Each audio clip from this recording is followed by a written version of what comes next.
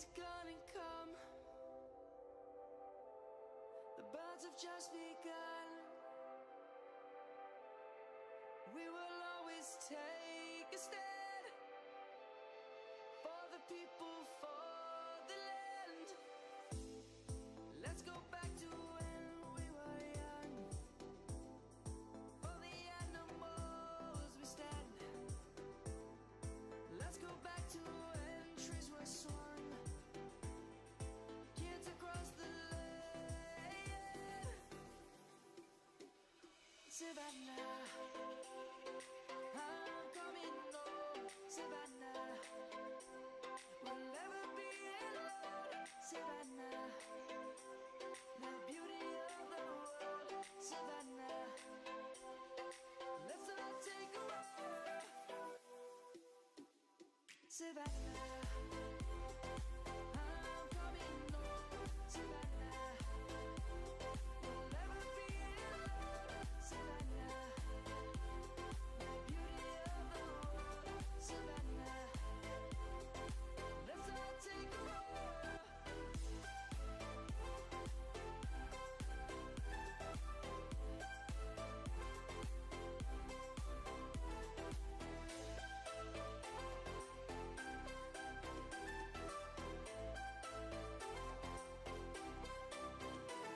Savannah, I'm coming home. Savannah, we'll never be alone. Savannah.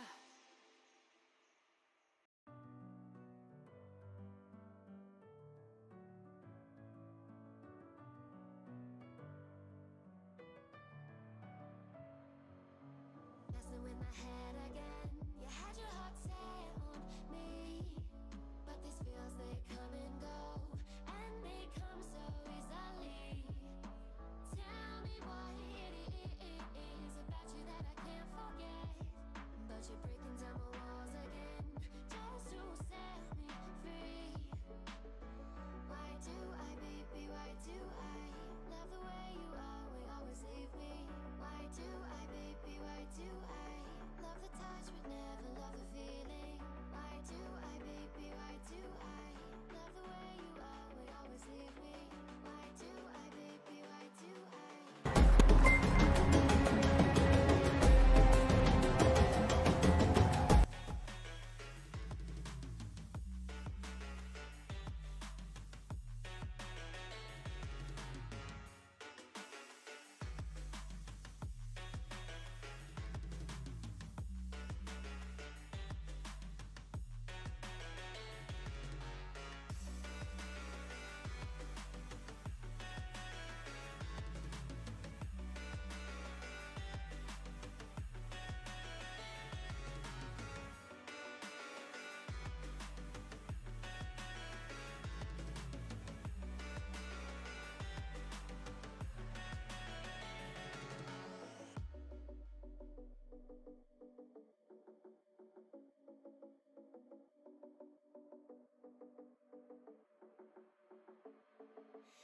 Staying up when I go out, you gotta know I'm all yours. But when I say what's that about, you start slurring your words. Tell me why you have to seem so distant when I'm holding you. Your fingertips are drifting away, and I fucking love how it hurts. Why do I, baby, why do I love the way you always leave me? Why do I, baby, why do I love the touch but never love the feeling? Why do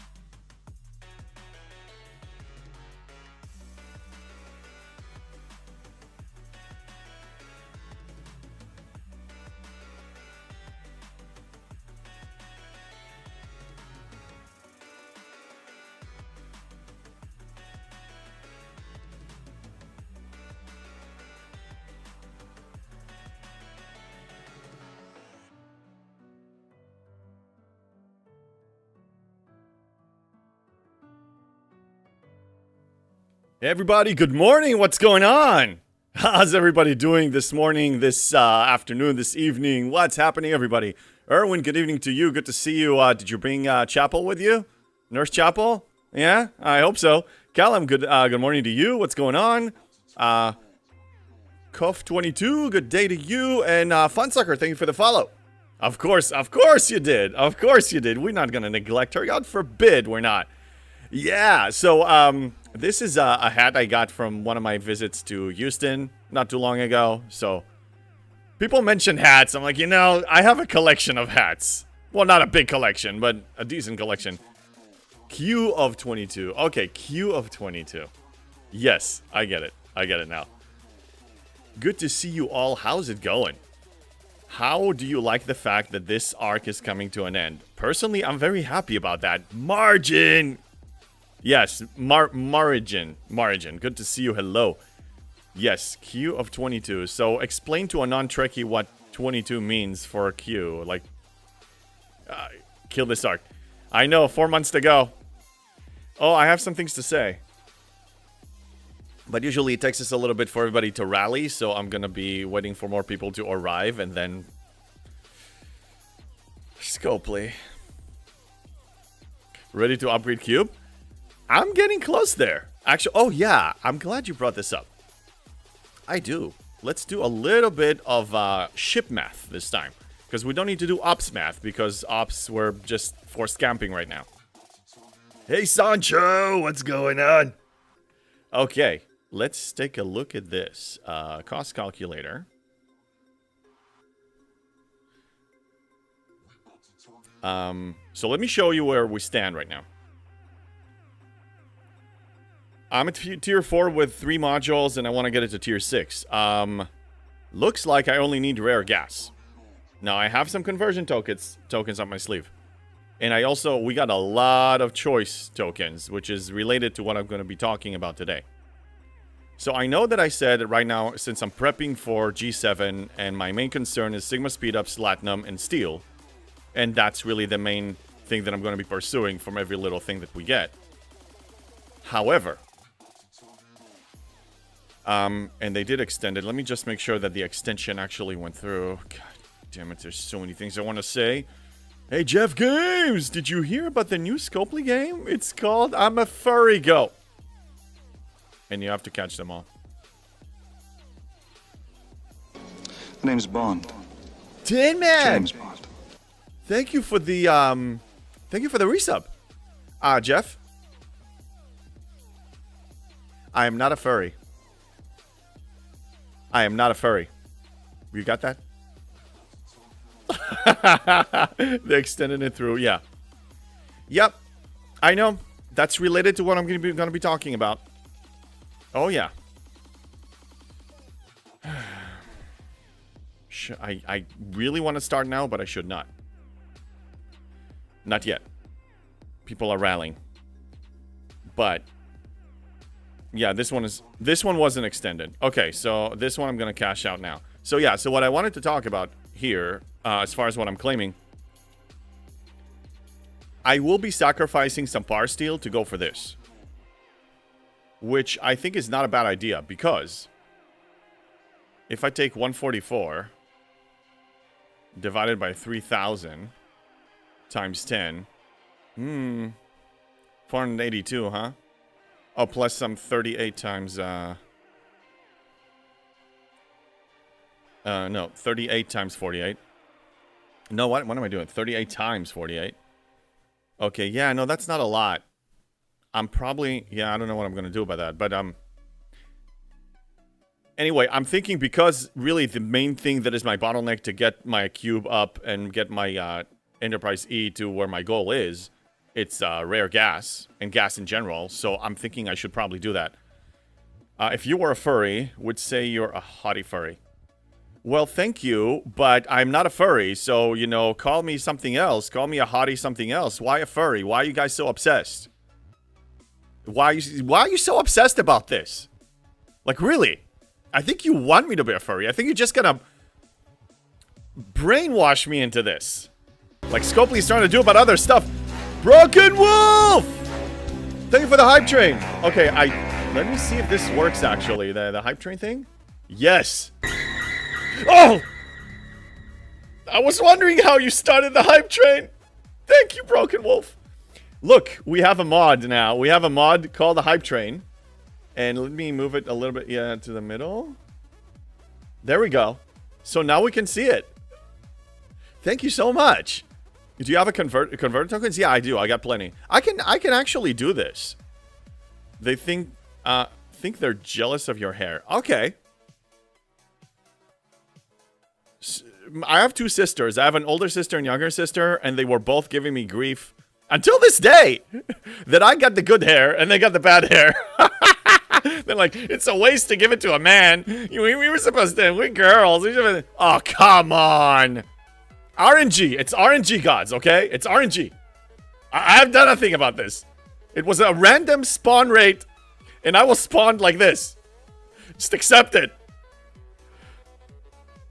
Have you seen the trailer for the new Star Trek Voyager Across the Unknown? No, I haven't, Sancho. I haven't. How is it? It is confirmed. I can go to Shipyard 70. Spending your money on stupid shit. Erwin, that's right. Unless it's Nurse Chapel, and if you want to max her, maybe. For in your case, maybe that's a good exception. Yeah. So take Crenshaw to what? To tier 5 right now? Hey, Quasso, thank you for the follow. Take it. Yeah, I mean, Crenshaw is freaking hot, Breaker. Absolutely take her. I'd kill for good hair. MJ hat. I mean, just put on a hat. Hey, here's the thing. When I have not bad hair days, but when I'm too lazy to actually... Today was not a bad hair day. It's fine. But I just like, you know, let's just experiment with hats. But that's what hats are for. Since you have tokens, why not do the crystal pulls for the trite? Then convert the mats, yeah, to what you need in gas. Hey, pal, you're not wrong. But I'm prepping for G7. And we're speculating, but what if the converter tokens are going to be useful in G7 as well? What's the rush right now? I'm sitting at 70. I'm collecting maximum income. Damn it! This is a raid! Ultra! I can't see. Ultra Vetica! Oh my god, I'm here to echo, but what's going on, people? That's a raid! Ultra Vetica! The Prophet! I was waiting for you guys, because I have a rant that I need to get to. What's up, Baconfish? Good to see you, Ultra Gunner. Yeah, what are you doing, Stepan? Oh, I'll tell you what I'm doing. Tacos, good to see you. Grandeur, hello there to you back. What's up, people? Okay. Today I'm wearing a Houston, Texas hat. Okay. Let's do this. We need to talk about something. We need to talk about Scopely. Are you ready for this? Because I'm ready for this. Pri Francisco, thank you for the follow. Okay. Let's go back a few days ago. It's related to this. Stretch, I'll stretch. Okay. It's related to the choice rewards. Let's get into this. You talk about Scopely, I don't believe it. I know, Ultra, right? No, but this... I told you that I'm gonna call them on every little thing that I believe is necessary, good and bad. We have something we need to talk about. Hint, hint, it's in my title here today. So anyway.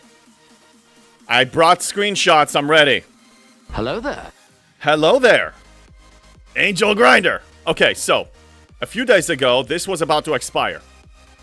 Now, normally, Alliance tournaments happen towards the end of the arc, the last week of the arc. So usually in the last many runs, we had it during the Candy White showdown at... Okay, Furry Coral. Oh my god. I'm not a furry. I'm not a furry. Okay, focus. Focus, Candy White. We got business to discuss. Then we'll go back to arguing about furriness. So anyway, this was about to expire. And the last many Alliance tournaments, they were during an arc. So... a G6, yes, it is a trap, and they're trapping you, and I will elaborate about that, Beowulf. Okay, anyway, listen, just listen. Just listen. Listen. So, we had a precedent, okay? Tournaments happen during an arc. It's been the norm. And G6 players are able to use the choice token rewards to score in it. That's just how it works. And it looks like Hype Train is over. Thank you for the Hype Train. So, a few days ago, this was about to expire. Just do it! You don't let me speak, man. Oh, come on. They were doing us a favor. Now they're letting us know. Yeah, I'm getting to Breaker. Just patience. I'm getting there. I need some people don't know all the history, maybe. So, anyway, in the last Alliance tournament, they realized that they actually forgot to run it. They forgot to run it. So they're like, okay, we forgot to run it, so it's going to be between the arcs, but we're going to extend the choice rewards. Hey, Vasuba, thank you for the follow. So a few days ago, I posted something in a place that I know that they have eyes on, okay? And I said this in relation to that.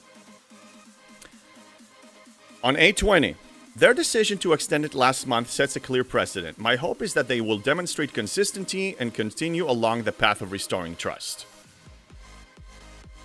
Because, as you remember, the GM himself came up with a statement saying that they realized that they missed the mark on the last arc, and in general, people are not happy, and they want to do better, and they want to make it better, and they want to improve, okay? So I said this. No response. Silence from Scopely. Silence. Silence. Okay. 24 hours go by, and I'm like, you know... And I even posted on my Discord, we had a discussion. I'm like, I'm trying to talk to Scopely, and people made a joke. You were supposed to destroy the Sith, not join him. I didn't join the Sith. Fine. Then, 24 hours later, I say this. And we're about to enter the weekend, okay? 8/21. With the choice rewards timer expiring in 3.5 days and us entering the weekend, is there any information, official, unofficial, or even rumors, that we can give our communities regarding the upcoming Alliance tournament and the potential extension of these rewards, rather than leaving it to the final hours? And then we got an announcement that you've seen. Last paragraph of that says, by Obsidian Hamster, we're extending the availability of the Choice Reward Store to allow you to claim the tokens, your tokens while the Alliance tournaments are ongoing. However, we want to clarify this is an exceptional case and should not be expected as a recurring adjustment in the future. Are you kidding me? Seriously?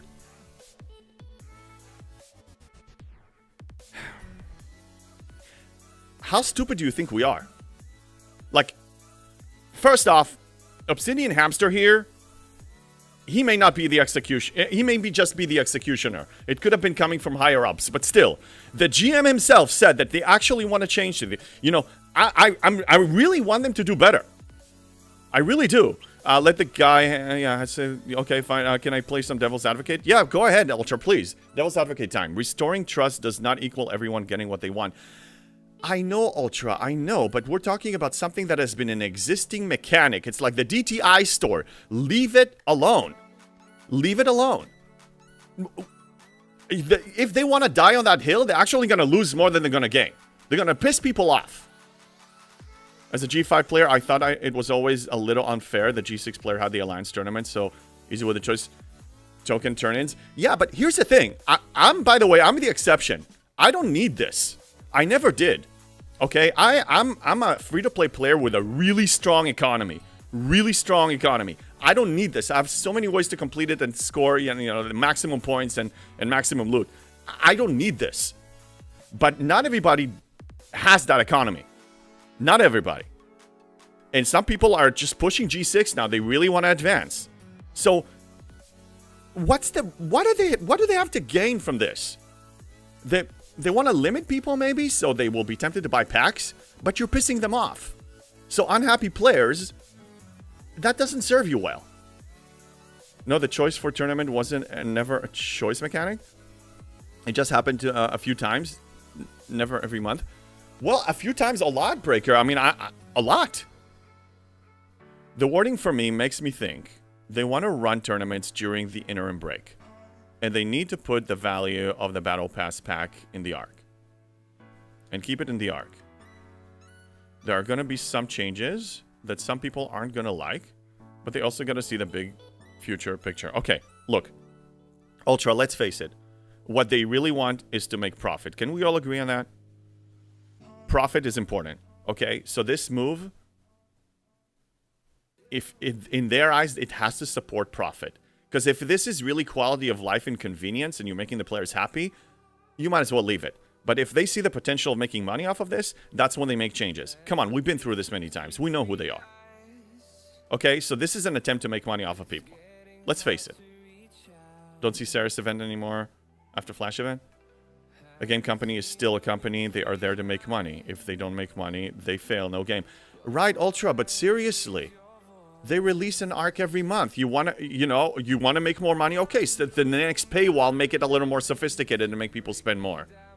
But on a tournament, on an old mechanic that most people now have an ability to complete it for free. Again, I don't need this personally. But this has been going on. They've been running Alliance tournaments during an arc. Then they messed up one time, and then they extended it. And now they extended it again, claiming it as an exception. Again, they made a promise that they were going to try to listen. This is tone deafness to me. Okay? Let's stop making the excuse that they need to make money. I know they need to make money. I understand that. They should monetize, but let's do it in a way that is reasonable. I find this unreasonable to change something like this that has been going on for a while. Like, call me crazy here, but I think I'm making sense. Hey, pal, for anyone below G6, you might think it's unfair, but look at how many G6 players are in your alliance and ask yourself if you're fine with those people now looking for the same tasks as you and taking them so you're SOL. You're not SOL. You're not SOL. You know, I take a task and I complete it within 5 to 10 minutes at the latest 10 minutes. And then it's back in the queue. It can respawn. Callum, I didn't stop spending because I can't afford it. I stopped spending because things didn't work. Got outdated too fast and I was unhappy about the purchase. Not spending now, no disappointment. Yeah, I mean, really, then you're less emotionally invested in a way that is frustrating. The point is, they're here to provide service to us. Okay, they're here to make money. It's a business. I understand how the gaming business works. I'm not saying that a company needs to do charity work only. But when you have something like the DTI store, why were we so pissed off about the DTI store? Rusty, thank you for the follow. Erwin, sorry, JB, I can't agree. Can't run a game on free-to-play players. Again, I think you're confusing what I'm saying. I'm not trying to create a situation that everybody goes free-to-play and then and nobody spends any money. I'm saying that they're here to provide service, and they need to provide really quality service and listen to their clientele, and they're here to please us and what we want and what we deem is fun, and make money in the process because we support them. Okay? I'm fine with them having the mechanic of spend money to accelerate progression. That's okay. But tricking you or taking things away that have been going on for so many months, I'm not okay with. I'm sorry, I'm just not. And it's okay if we disagree here. Yeah, but when you have 50, 70 people under level 60, it's not easy. Sancho, 50, 70... No, you have more. Oh, you mean in the Alliance? Okay, Ultra. If one reason for all the changes and last-minute changes could be them not understanding the power of no. If you give everyone what they want, there's no value in anything. Choice rewards have a countdown to use to choose the RSS mats you want. The name's Bond. Rusty, thank you for the sub! Once the timer runs out, they should convert... Well, it's moving so fast. They should convert to an even split of all three. The value is in the choice. You can't convert, then you lose the value of the choice. Okay. Auto-converted to what's in the choice reward, problem solved.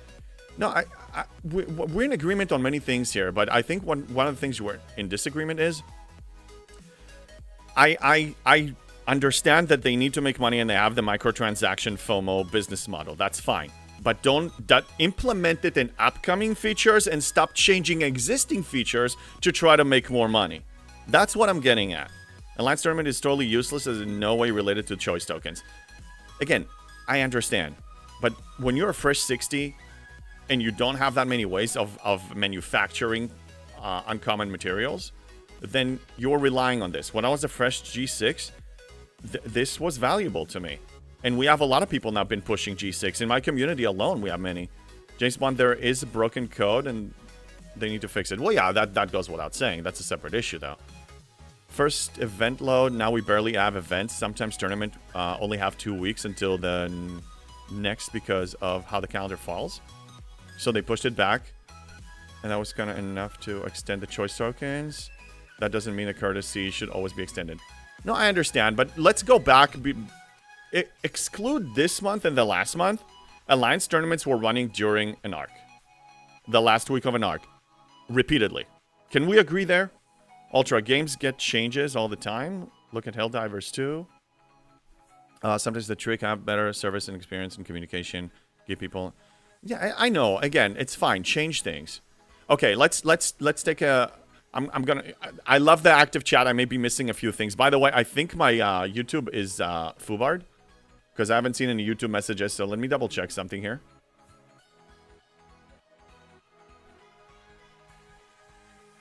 Yeah, okay. YouTube people, I'm here. Hello from... yeah. Hi, everybody. Hi, Scott. Hi, Jurassic Mike. Hi, Jerry. Hi, Mark Pat. Hi, Mikoto. Hi, Jerry. Hi, Tekka Oz. If they weren't gouging for everything, Game Company would understand it. One more balance in the Alliance tournament, but they are the type of company. Okay, I'm with you guys. And Bubba Franks. Yes, it's working. It's working. Let me just do a pop-out chat here and view this. View them together, okay? Because I love the active chat. I do. I just need to do a better job keeping up. Dear Bardos, I don't know, guys. The Alliance tournament was always during the Battle Pass, and now it's after because more people are 60, and they think they're losing money. Thank you, Bardos. Thank you for actually wording it this way, because that's really the underlying message, and I could have done a better job clarifying that. Hello there, Madrox. They changed an existing mechanic, something that has been going on for a very long time. Why do you think they did that? It has to be for making money. And the example I was going to give before I was checking YouTube here. Let's take a trading card game, okay? They make erratas all the time. They change the cards. If it's an online card game, they make changes, fine.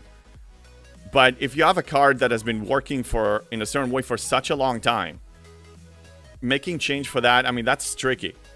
Okay, and maybe that was a bad example, but Scopely needs to make money, and I recognize it, and I respect it.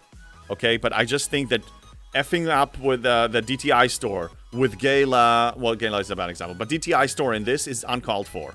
JB, again, you keep saying that, but things as choice tokens are on a timer. Since they change battle passes, it's not fair to link it to AT. Agreed, Erwin, but it's been going on for, I don't know, at least 6 months, 7 months, 8 months, whatever.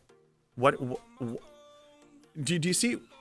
I see your point, but do you see mine? You have 8 months that it's going in a certain way, and now you want to change it. Why is that? Jerry, unless it's purely digital card game, erratas are actually very rare. Yes. Very. Bubba Franks, it's a rug pull as more people are moving into G6. They just did this to the unlimited officer pulls, just as the free-to-players were beginning to unlock those pulls. That one backfired, and then they backtracked. Yes. That's my point. That is my point. Why are they doing this now? Because they see a potential to making more money. What changed? A combination of people understanding now that moving to G6 is not impossible. I showed that. They also been showering people with materials and ways of doing that. So I'm not taking full credit. But I think I shadowed the wall, this imaginary wall of fear. And people are jumping into this. And most people don't really have a strong economy in their account. Or they don't really... they don't really have enough time to put in to establish that strong economy. So then they, in order to complete this, they will be tempted to spend money. Okay, I may be way off. Not 6 months straight. Okay, I may be way off. But I've been seeing this repeatedly going on for a while. And I don't accept this. I'm sorry, I don't accept this. Again, it doesn't impact me either way. I just think it's wrong. Colin, but they keep changing tabs where to find things, tasks and rewards. With all stuff in the game, it's hard to keep up, and where things get changed and you miss out. We the players feel bad and cheated, so stop it. Very simple. Yeah, look, I mean, you guys forgetting. The GM said certain things, okay? He made a bold statement. He did. This is planting the seeds to back out on something. Hammy's last sentence is clearly there to plant the seeds to back out of this.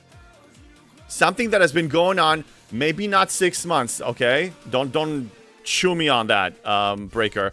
But it's been going on for enough time that people got used to it. The DTI features at the time were there for enough time for people to get used to them. Stop pulling the rug. Go ahead, every month you release something, then make the paywall a little tighter if you want. But this one, leave it alone. It's an existing mechanic, leave it alone. Because the end result, short term, you'll make money. Long term, you're going to lose player, you're going to piss them off. And also, isn't your goal to restore trust eventually? Then restore trust by actually listening to us. And don't take away things from us now because you think that you can make a buck. Implement something new that you can make a buck. We're used to it. But don't take stuff away now. That's dirty. I'm sorry, guys. It's okay. We don't have to agree. But this is my opinion. And I'm not going to kiss their butt here and try to score points with them because I believe this is wrong. I have gaming standards and this is against them. This one in particular is against them. Maybe they should make a separate column of expiring things in a special tab to draw attention rather than hiding it. Anything. But also the fact that this wasn't communicated until enough people made noise. I mean, I made enough noise in a place I know they can see it. And then the last second they let us know. I mean, come on, people. Let us plan a little bit. I don't know, man. I'm not okay with this. Emotional damage. Yeah. Q of 22, yeah. Ultravetica, with the GM video being put out and people finding new career opportunities, advertisements for positions, things will change in game. And it's going to piss people off. But change is coming. Hopefully they learn to communicate it in a timely manner. Excuse me. And give everyone a better game experience. I'm actually okay with the changes. If they put something out, it has the effect of was unseen. Communicate first. Give it time. Frame. Yeah. At least if you prepare us, okay, like you say, I don't know, just over time. But there's no communication. Look, again, it doesn't impact me in any way. I'll be fine. I don't need this. But I'm not gonna normalize this kind of behavior by just falling into acceptance. They need to change their ways. The way they communicate, the way they implement changes, and what they take away if it's something new versus something old, something that has been going on for to some level. If we don't call on it as it happens, we will easily fall back to the same place we were with them. Oh, I trust them, that they don't give an F about the play bears. They give an F, but they give an F more about money because that's their livelihood. And again, fine. Find ways to making money, but you don't have to do this. I just think this one is unnecessary. Would you have gaming standards and you play SDFC? Vacant face. Yeah. Again, the community. Same as in politics, they introduce something with the hope that nobody will notice. And they don't say a thing. Yeah, without diving too much into politics, Sancho, because I don't go there. But I mean, this shouldn't. When the GM made the announcement, I'm like, okay, cautiously optimistic, but let's give them a chance to actually change their ways. And tone deafness and paying attention to the player base, the existing player base and the existing mechanics, that's something that is very important. Imagine that in World of Warcraft, I don't know, you play Wrath of the Lich King, or Cataclysm, that's a few expansions in, and then they go back to vanilla and they revamp something. Well, that's a bad example because they don't really make any more money for changing stuff in game. This is in the attempt of generating microtransactions. Let's just face it. If it was a mechanic, no one would be asking every month.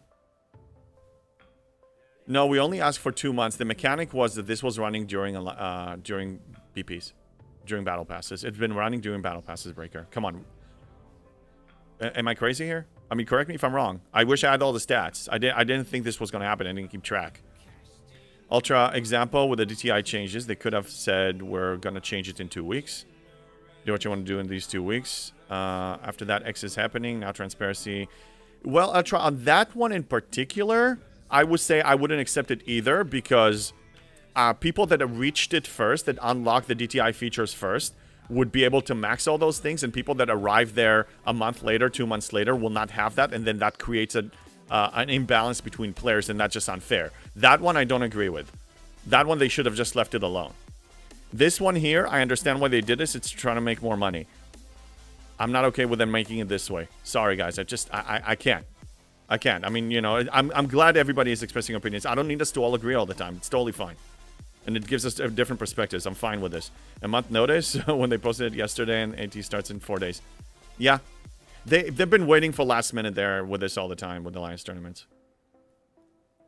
Again, keeping players in the dark and not letting them know what the schedule is and not letting them know what they're planning is exact. That's people are prone to make more microtransactions. Okay? Because if you're in the dark, you can't plan effectively. You don't plan effectively, they can catch you with your pants down. They catch you with your pants down, you may be tempted to, that part of your brain that is buying packs is going to be triggered. That's why they did this. Come on, let's just call it for what it is.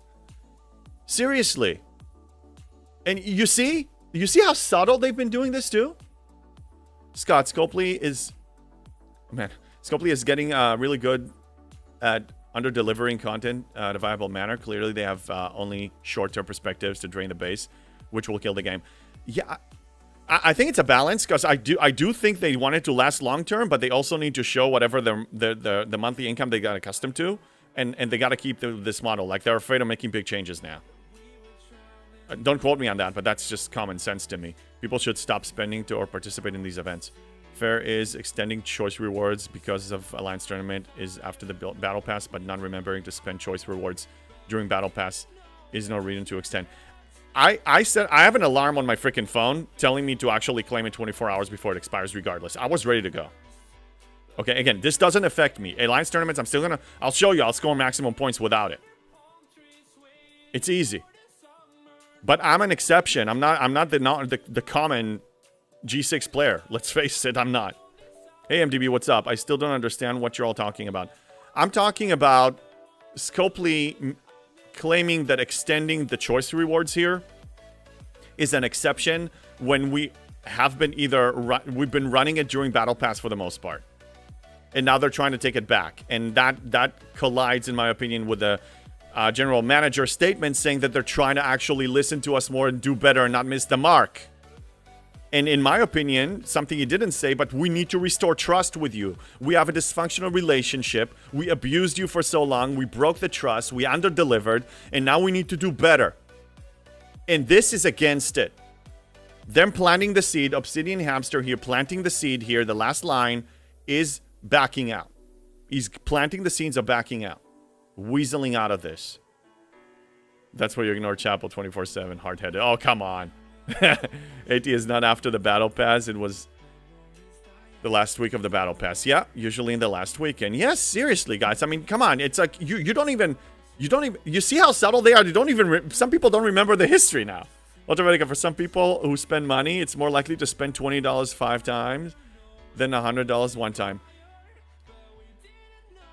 Ultra, Mr. Prophet, you know I respect you. Yes, they need to make money. Yes, they do. This is the wrong way. You need to repair trust. Okay? There are so many ways of making money in microtransactions. There are so many ways. You don't need to backtrack now to something like, oh, we have a lot of G6 players coming in and they're fresh. Ooh, maybe they'll spend money. Ooh, you know what? Let's tempt them.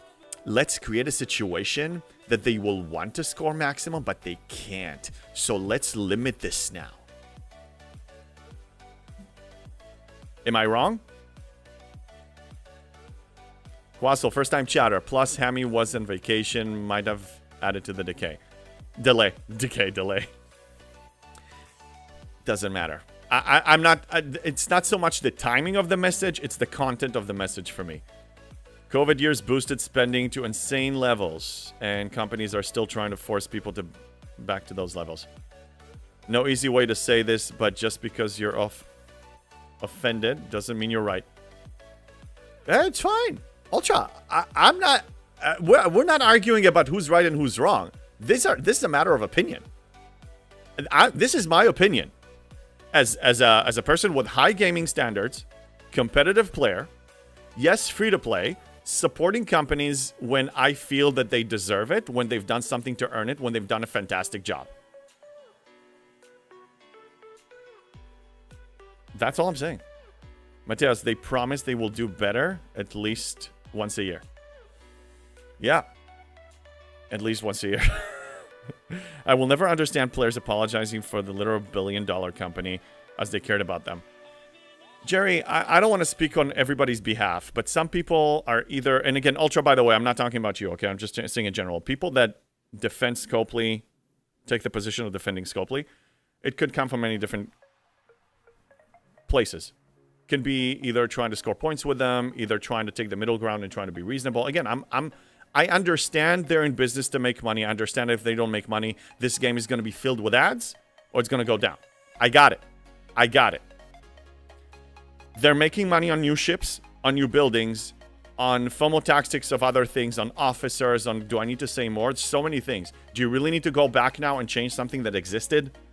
I'm talking about changing something that existed. You never hear me here coming in and saying, oh, there's a new ship and there's 100 days and it costs $50 or $100. I'm not complaining about that. That's fine. I'm waiting 100 days. Some people can spend $100. That's totally fine. You want to tier it up? Fine. Spend a few more. This is changing something existing. That's what I have a problem with. Okay, guys, seriously, just listen to what I'm saying. Sometimes I buy a few US $100 packs every month. If I see the value in it for me, this month I protested. I only got the $20 battle pass because I see value in it still. Okay, that's fine, Ultra. There's value in certain things. I'm not saying that there is no value. But I'm saying, what am I doing by voting with my wallet? I'm saying, this is fine. This is good. Please continue. You're doing great. I love you. You're doing awesome. I'm enabling whatever you're doing to continue. That's what you're saying. Ultra, you're all good, JB. I'm just playing devil's advocate. And you're passionate about this game, like all of us. We're going to have opinions about it. And I love different opinions. Again, what makes a good king and hand of the king? And a good high council for the king, you know? It's different opinions. It's checks and balances. It's healthy. It's healthy, because if you just have a yes man, that's not okay. Wassel, I can see the point, but seeing how disorganized they act very often combined with DJ's comments about silos, they might not act as intentional as it seems to us sometimes. Possible. So the excuse they need to make money, or because we, the people, or because of we... The people, yeah, who pay absurd amounts of money to make the game free to play. It's different opinions. Anyway, that's what I wanted to talk about. Is I think that Hammy's comment, whether it was his alone or he was ordered to do so, was worded in a way to plant the seeds to take away an existing mechanic that has been there for a while, whether or not it was extended. It was only extended twice, okay? But it has been there during a battle pass, and people use G6 players use their choice rewards during alliance tournaments for many, many, many times. That's just been the existing mechanic. And now they planted the seed to take it away, and that in conjunction of the GM statement, that's wrong, that's not okay. Scopely, you're not repaying trust, you're actually adding more fuel to the fire, you're causing the problem to continue. So please change the effing thing and take it back. I'll be fine. But the first G6 players are not fine. I'm going to be here to call you on it. And it's okay if we disagree, people. Hood, what's up? Hello, handsome. What a nice hat. What are you promoting? Nah, nothing. Just putting on a hat. Just changing it up a little bit. Good to see you, Hoodmodo. How are you, sir? Or ma'am. Erwin, again, you claim it's something existing. It isn't. Choice tokens have nothing to do with AT. Okay. I'm made my case of why I think it's existing, because we had it during Battle Pass for many, many, many times. That's why I think it's existing. Breaker, it isn't something that consistently happens, though. When people ask DJs or Lube to find out if they're extending choice rewards, shows it doesn't happen often as you think. Breaker, I recognize that, but can we also recognize that Alliance Tournament has been consistently running in many, many, many Battle Passes over the last year? Me getting in $20 battle passes and the show of support for the silliness. Yes, it is, Ultra. Yes, it is. In 2025, in a capitalistic society, we vote with our wallets. When you go to a restaurant and you buy food there, or when you buy a game, or when you microtransaction a game, or when you go whatever, you vote with your wallet. That's just the reality of it. If you pay for it, you say yes. If you don't pay it, you say no. That's that simple. Les 5000, how you doing? There was a better pass for me. I saw value for 2 packs. Yeah, everybody measures the value, but I'm saying that it's not. When you contribute money, you're saying, I want this to continue, please continue. That's what you're saying. That's a reality of it. Come on, that's common sense. Let's not argue about that. Hey, Mark Pat, one reason I deleted the game was I got annoyed with some tactics of Scopely. Yeah, me too. It just, I think for me, the good still outweighs the bad. But I want them to restore trust. And they're not doing it. This is a step back, not forward. Hey, Dustin, no FOMO. That's right. Hey, you got your first Devore. Congratulations. Okay, yeah, we need to play some STFC. Anyway, my rant is over. Sancho, I don't understand how the choice tokens have nothing to do with AT. No, I just explained that, you know, it was an existing scoring mechanic that people have utilized in a lot of Alliance tournaments because they were running during battle passes. Many times. So I can't have a $20 battle pass because it's evil, but no money, no game. Ultra, let's explore that route. Let's say that all people that say we're not okay with your behavior, with your product, with your conduct, we're not supporting you, we're going on a spending strike, and we're going free to play. Let's play this out. Let's say that Scopely says, okay, we're not going to implement ads, we're just going to shut down the game. Okay. What happens to us, Gamer Ultra? Are we going to die? No. Gamers game. Gamers play games. We're going to pack our bags, whether they shut it down or we had enough, and we're going to move to another game. And those of us who are close are going to stay close. And we're going to move the community and do other things. We're going to be okay. We were fine before this game. We'll be okay after this game. And let news flash, everybody. One day this game is going to die. 5 years, 10 years, 20 years, a year. It's going to die. We're going to be fine. When you play the Game of Yes, Thrones, bacon you win fish. or you die. I once offered to pay a woman for intimacy, but she was against microtransactions. Nice one. Can't have your cake and eat it too? Wait.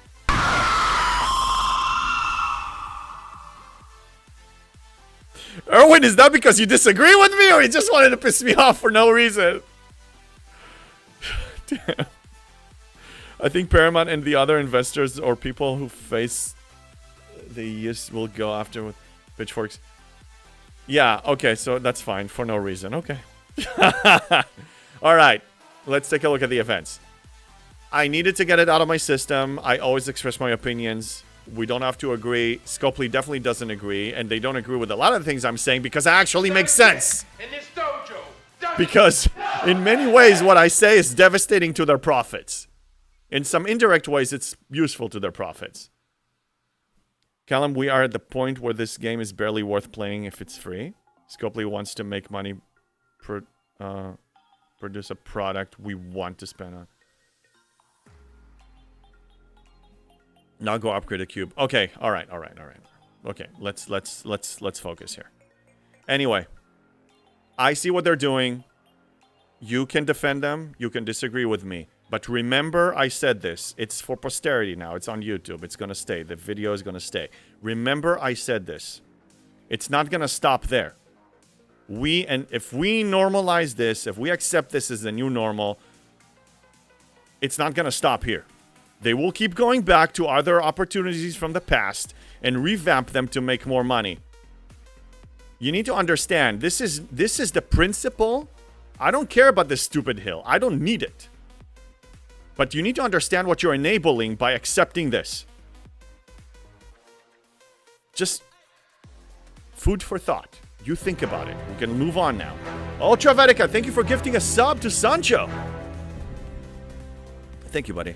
So I'm not going to play devil's advocate anymore. Opinions are good, but on this one, I don't agree. Fair.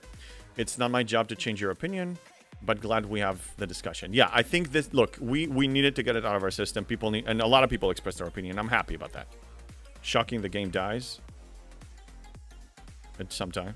It will eventually, you know. Yeah.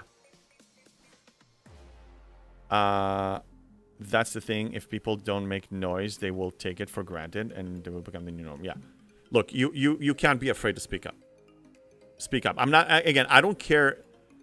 this change, again, I will say again, this change impacts me in no way whatsoever. But I know why it's happening, and I know that this is to generate money from new G6 players. And I'm speaking on their behalf. Okay, they have a voice too. So those who are about to join G6, or just join G6, they need me to say this for them. Howdy, cowboy. Hi, Bon. What's up? Good to see you. I'm in no way associated with Texas, but I just had this hat for a while. I'm happy they're extending choice rewards for alliance tournaments, but I also don't need it without spending. Yeah, me too. I'll show you, even though, okay, they will change this, by the way. They will change. They learned from me, and they're changing mechanics, okay? They've been changing drop rates and everything. But sure, I'll show you. I have almost 12,000 of this, NX01 tokens. And you need 16 or 17. 12,000, and you need 1,600. I have 7.5 just stashing here. Maybe even 9 or 10 because you get more uncommon from other sources. I have no problem. I had to speak for those who can't speak for themselves. Here's a question for you with the 1 week NRM stuff. What would you like to see if you could have an SDFC JB NRM week? What would you have? I like the question, Ultra. I think events like Cube and the Borg Cube and stuff like the outdated stuff, they should probably still enable it for those in that ops range, but give something new and exciting and rewarding for those who graduated it. And also things that are not that labor intensive, like, let people in general during a battle pass or between battle pass, don't give us that much grind. Events that total in a net investment of an hour max of your time. Changing the topic, can I see your 180 cube? All right. So, yeah, it's time to move on. Let's move on. We talked about it enough, and I'm glad we did, but let's just move on. It's time to move on. Okay, I can convert some rare gas and get it to tier 5 right now. Here's why I'm not doing this. Converter tokens, I will re-emphasize. I have 32 conversion tokens. I got plenty of the other uncommon and rare G6 mats that I don't need, and I can claim choice rewards right now. This could be useful for G7, and I'm prepping for G7, so this is one of the last lines of defense that I'm going to be using. Yeah, peace and quiet for a week would be nice. Okay, so what I'm thinking about doing, and that's before we got into the discussion, as far as the choice rewards, those are extended, so I'm going to wait for them a little bit more. But one thing that is not extended is the currencies and mats. And because it grants a very low amount here versus a double amount of crystal, I think I'm going to be going crystal here massively, because I'm probably still going to be upgrading some of my miners and everything. So I think going all in for this is fine. Let me just double check that there's nothing else that I may need. And I don't need anything else. Parts, probably not. None of these specialty ships are really pressing for me in any way. So yeah, I think I'm just going to go all in right now on crystal and call it a day when it comes to that. How many have you... Revenant is maxed already. It's done. Revenant is maxed. Officers last longest. Yes, but officers are... The most you're going to be getting of an epic officer, let's just do the calculation here. You're spending 6,000, right? So 144 divided by 6. So I'll get 24 shards, and you need 1,500 to max an officer. So this is not going to move the needle. I don't care about unlocking them. I have most of them unlocked, and if I really want to tier them up, we need to have a reliable sourcing mechanic, and therefore I'm not going to waste it on this. For me, materials mean more. It means I can either push ops, which I'm already at the max, but I can upgrade ships, upgrade and prepping myself for G7 better, and that has more value to me. Officers are forever, but for 24 to 30 shards as a free-to-play, that's not going to move the needle on anything. I'm going all in for this, and that is it. Yeah, you got the rares up, but rares usually we max them way before. I don't go for officers unless I'm, like, I just need a few to tier them up and they don't have a sourcing mechanic, then maybe. Or if I have nothing else to spend it on and no mats. But if I see mats, I usually go for mats. I mean, mats are... That gives you strength. That helps you punching up. That helps you making more income by opsing up. There's so much value here that an officer is not going to give us. And also officers get outdated too. So many officers that were the thing are not the thing. Will you build a second 70 ship? Yeah, probably. I'm waiting. Look, I'm waiting for G7, and my assumption it's coming in about 2 months or so. We're about to hit September. And October, history shows October is usually when they release it. Martin, why they have the ship arts? Well, yeah, you can do the ship arts, but I mean, most of them, I don't need the ship arts because I either finish the loop or the accelerating the process of tearing up the loop doesn't have that much value to me. Wait, can I buy more? No, never mind. Yeah, let's look at, not the blueprints, we're talking about the parts. Erwin, what are you looking at? Yeah, I mean, the Revenant, if you haven't maxed the Revenant, I definitely recommend going for this, but mine is maxed. NSCI doesn't have real value to me, and Vindicator, no. Relatively, no. Eviscerator is almost maxed for me. I'm not going to push it. Yeah, and all of this is very outdated. For my goals, for my position, mats. I go all mats. The Explorer Interceptor type parts, not the special ship.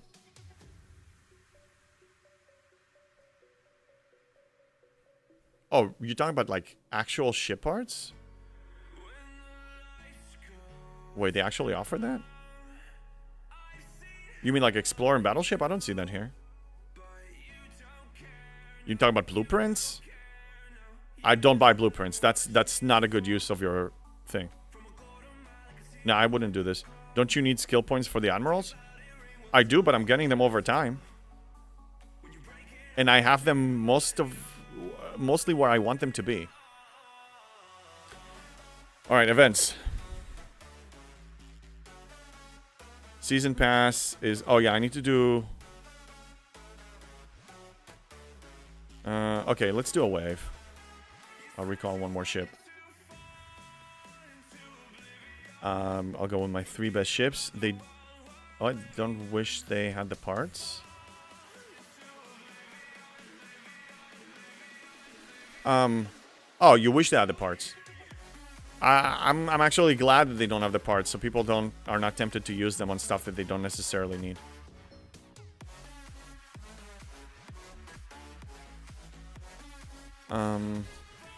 Honestly, yeah, I can. Well, let's wait for all the ships to come back.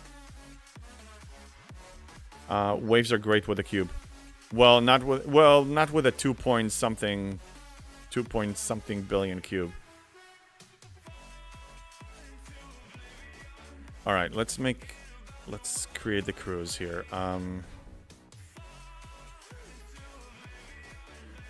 What am I gonna throw on this? I'm gonna throw.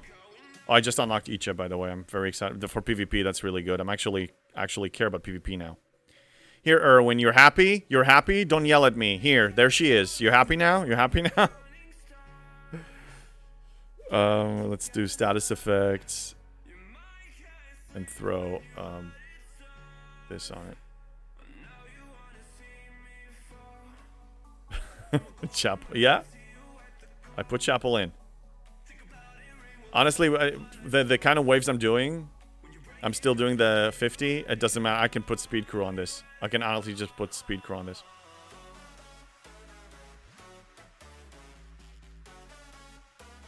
And here, I'm probably gonna go with this, but with crit under deck. Sorry, I wanted to say parts are not hard to get. Yeah, they're not. And also, it depends on how high you want to tier up your ships. Oh, look. Dave Chappelle? What are we talking about? I still do the 50s too, just lazy. Yeah, once I get my Enterprise E to tier 6 and the cube is going to tier 16, then I'm going to throw those two and the GS. Tier 5 probably around that point. And see how I go with the 60 Elite. Okay, so I'll go with the Enterprise. And since I have all the underdeck slots, what I'm going to do...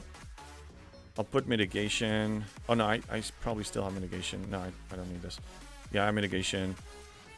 Let's put him... Oh, Apex Shred is probably a good idea.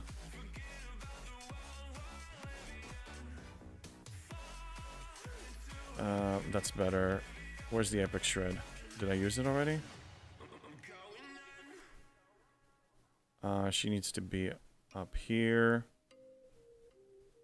And then I'll move this. Honestly, I'm overthinking it because I'm in a position where it really doesn't matter that much.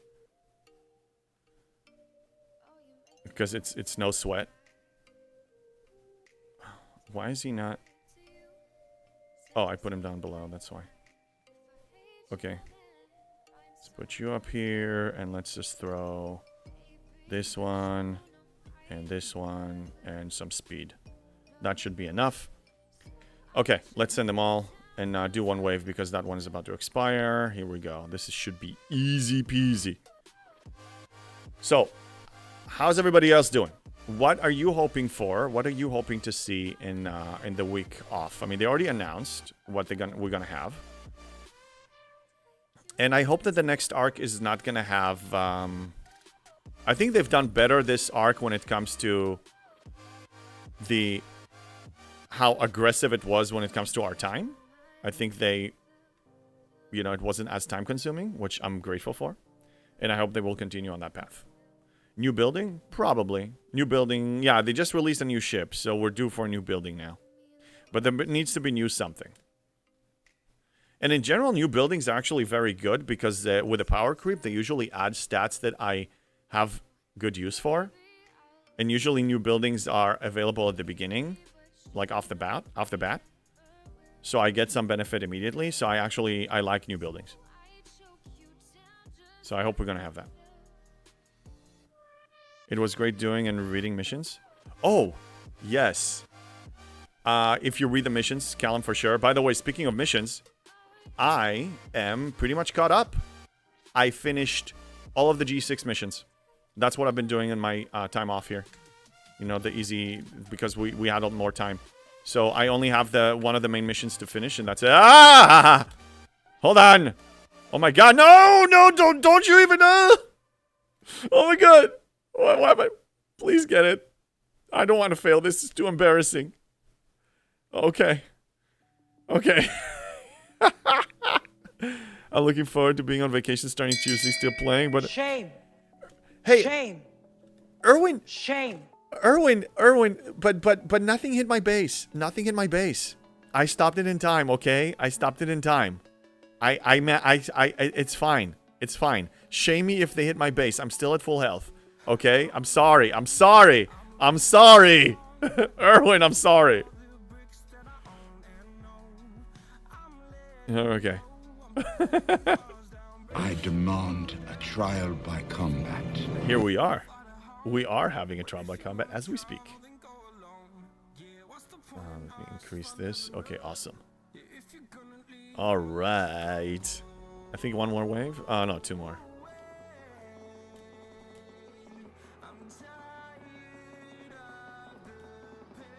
Okay, let's go over here.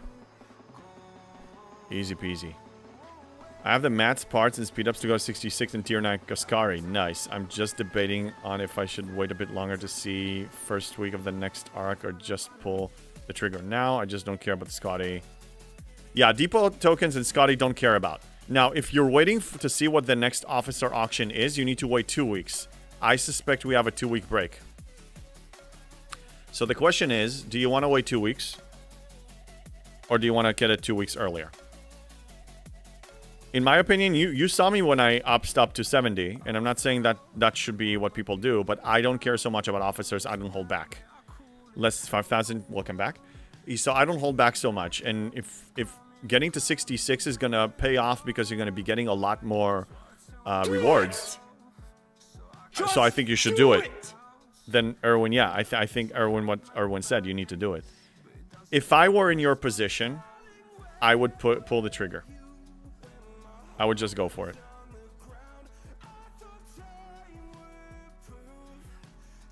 All important officers eventually, relatively quickly, have a solid sourcing mechanic. Okay, this should be it. If Kirshara doesn't break. Well. Crap. Oh, no. Oh, no. Oh, no. Okay, I should be okay. Alright. That's it.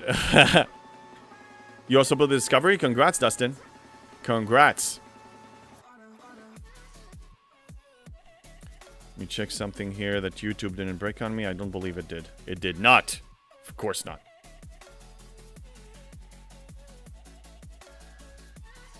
Okay, this is done. So we completed this. That's very important. So, anyway. Yeah, I wanted to check on that. Because this one was about to expire. Congratulations, Dustin. I'm still far away from building my... You'll get there, Mikoto. Like, one of the exciting things in being in low ops is how you push ops almost on a bi-weekly basis or something. Like, it's so fast. It might be 3 weeks if it follows the last 2 months. The new officer was on week 2 of the Chronicles. Yeah. Yeah, I say in general, look, 66 and getting that G6 rare, what this means that you'll be making more from any single event. Every event is going to pay you more. You're going to be punching up on the better G6 solo matas, so you'll be getting more rewards from them. So your mats income is going to be much higher for 2 to 3 weeks. So you will actually progress faster. And are you willing to trade all of that for 100 or 150 shards of a new officer? You ask yourself the question and make the decision based on that, because that's the trade-off. 150 shards of a new officer. And you may be able to unlock him still, because they have multiple ways, and you'll still be spending materials on more stuff. If it was me, you know what I would do. What faction ships did you skip on your way up? Hey, this is Mort. What's up? So I didn't really skip a ship. Because I can afford them, because I'm faction credit wealthy. So I built the Enterprise D when I was shipyard 60. And then the Minerva, and I left it at tier 1 at 63. And then I built the Velox and got it to tier 3.5.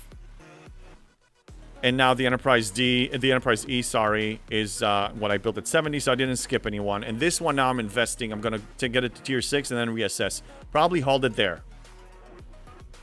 Because my PvE needs are more than met. I'm maximizing now all my income from the G6 solo matas. I can destroy, every hostile that I need. I can defeat any loop. I can, finish every event.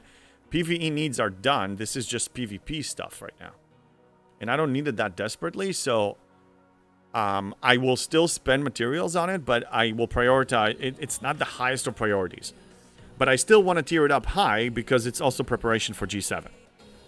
But tier 6 on the Enterprise E means a lot more because that means that the cube is getting tiered up. So that's why that one is more important. Hey, Jorg, hello there, Cowboy JB. Yeehaw! Yeah, that is me. We're cowboys today, and we'll see what we'll be tomorrow. Do you want me to be a furry tomorrow? It's too hot, though. I can't. I can do a pirate tomorrow. I can be a pirate tomorrow. I have another hat. I don't have it near him, but I'll save it for a surprise. But okay. But are you sure it's going to be that officer then? I don't know what it's going to be, but I'm just saying that at best it's going to be 100 to 150 shards of a new officer. At best. It's crazy to see how your Enterprise E took no damage at all, but the other two got hit so hard. Well, yeah, I mean, look. Not just the power level. Oh, there's a bug. Let me see if it shows it better on the outside the dock. Oof. Okay. Yeah, okay. 2 billion attack, 15 billion health. 659, 5 billion. And 591, 3 billion. So, I mean, just health-wise, I mean, I have triple the health. I'm dealing quadruple the damage. And I got more defense. And I also had the better crew on it. Oh, yeah, and the ship ability. The reason why I want to have morale on it is because, again, they usually do a good job. I point out some good things. They do a good job for the most part with the epic ship's abilities. This is great. I mean, look at it. stacking addition of 22-18%, only a tier 4? Oh, yeah. The firing pattern, though, is... wait, but I'm waiting because it's 70, plus I'm hoping for the hijack refit skins are in one of the stores. Yeah, I still need some time for it. That's actually, you bring up a good point. If I hold off right now until I actually have all the mats for tier 6, maybe I'll have that skin unlocked too. And that can save me a little more. What, Tarzan? Yeah, I like a decent cube, but I don't need a decent cube right now. Again, all in due time. I got everything in time. This is no exception. Tarzan, but again, it might be a decent officer or another one of them for mining for the new loop. Yeah, mining for the new loop is a legit reason, but again, you're speaking to a guy that has 6 Selkies and his mining income is insanely high, and I don't have any problems. Yeah, transigen-wise, I'm doing fine. I don't need to mine it every day, and I have plenty. And I do single refines too, because it's not that important. That chip is so sexy. Yes, it is. We're in agreement. By the way, just saw first Vengeance on my server. Not going for that. I am going for that when I'm able to, but right now it's been paid mechanics, scoring mechanics only, so that's not happening. Do you have a black suit or a black Ray-Bans?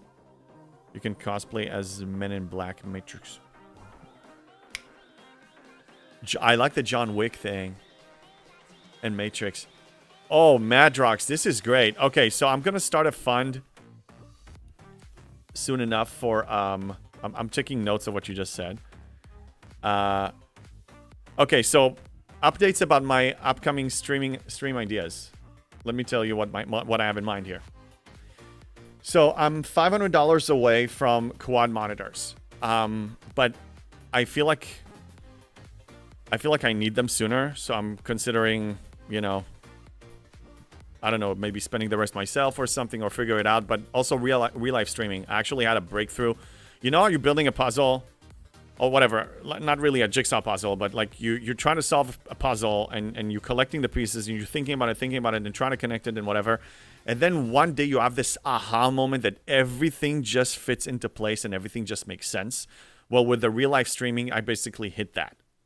So I bought a few additional accessories to make it happen. I'm so close, and it looks like it's going to happen very soon.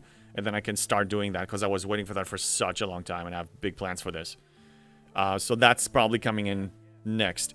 And the reason I brought it up, once I finish with that, funding that project and the quad monitors, then I'm going to start, you know, getting more cosplays because there's a lot of demand for me to cosplay to other stuff. Go as a Smurf? Yeah, I can do that. Sancho, I haven't done a thing this arc when it comes to Transogen. I stopped mid last month. I'm going to start when I have the new ship. Yeah, that's a valid. And we've been getting, it's going to be sooner than 100 days because we've been getting additional blueprints here and there. Get a Doug plushie for John Wick. Oh, yeah. Please stop the tease. I'm not going to 70 right.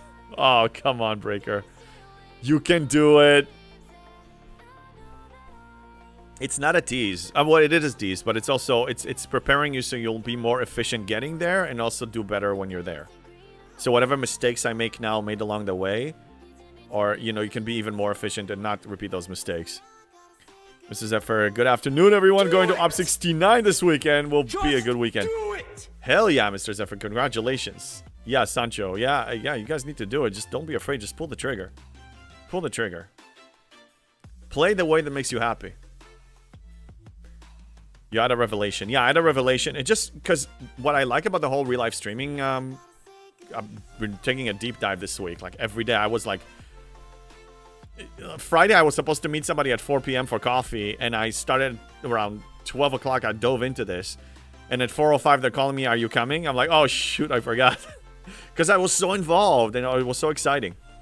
So what I like about it is my creative part of my brain and my technical. I come from an IT background, so the technical and the creative work together and make it happen and think outside the box. I love that stuff. But I think you could probably pull any Keanu role. I could, yeah. No, I like it, Madrox. I do. I can go right now. I have everything I need to ship you at 70 and tier 5 Crenshaw. Breaker, what the hell are you waiting for? What are you waiting for? An officer?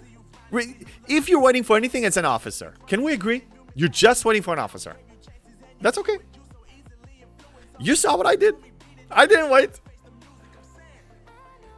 Crenshaw is the best firing pattern, period.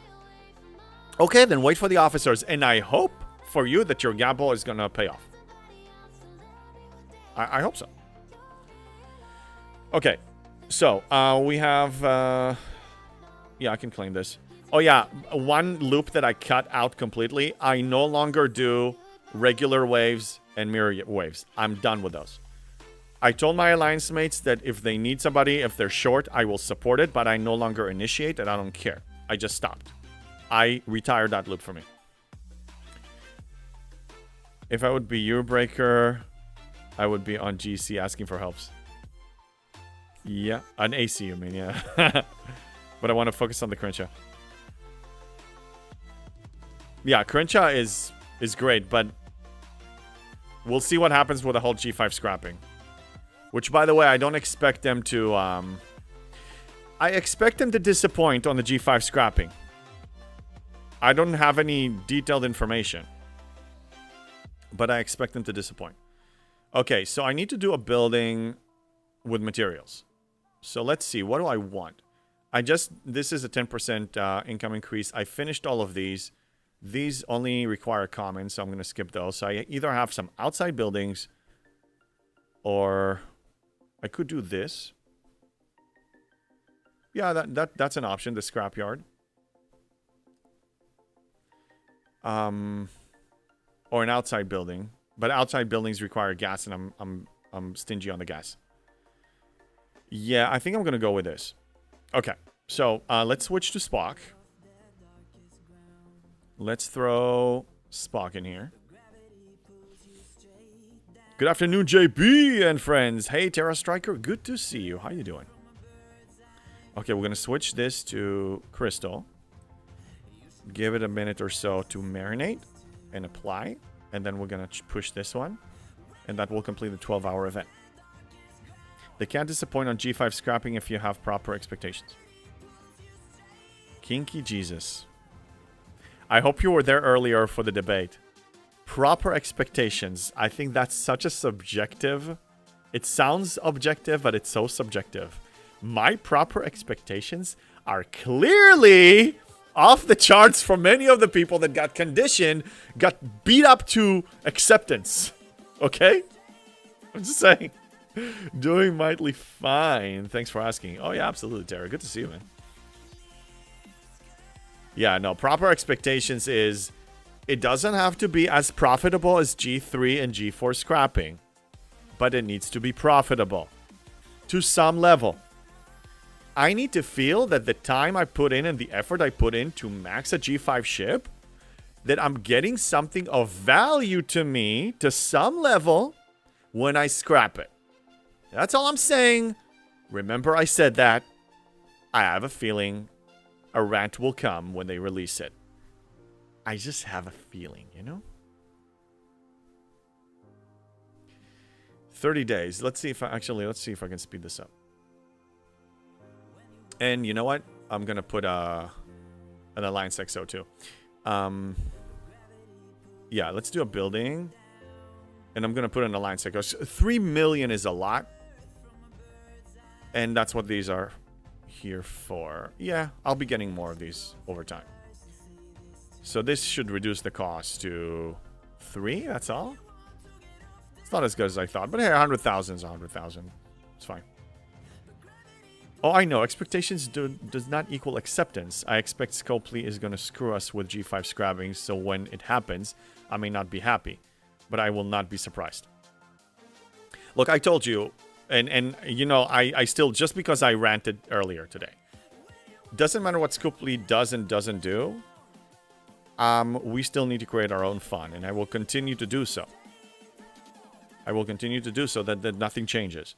But it doesn't mean that I'm going to normalize it by saying this is okay, please continue. So I already vote no with my wallet on everything. But I will also use my words and vote no and vocalize that and speak for those who can't speak for themselves. G5, I've been hearing, I have no confirmation, I have no reliable source. But I know some people in the VIP Discord and all kind of different people that I've been mentioning some possibilities, and I don't even know what the possibilities are. I'm just saying that Scopely's relentless pursuit of microtransactioning people, they're gonna make it unprofitable to a level that people are gonna be tempted to buy packs. But we're only talking about enabling G5. We're ahead of ourselves. Maybe it's not going to be that bad. But if it's just scrapping G5 to have G6 to help G6 players progress to reach G7, that's outdated. That's outdated stuff now. So that, like, you know, go ahead and you know, anyway, whatever.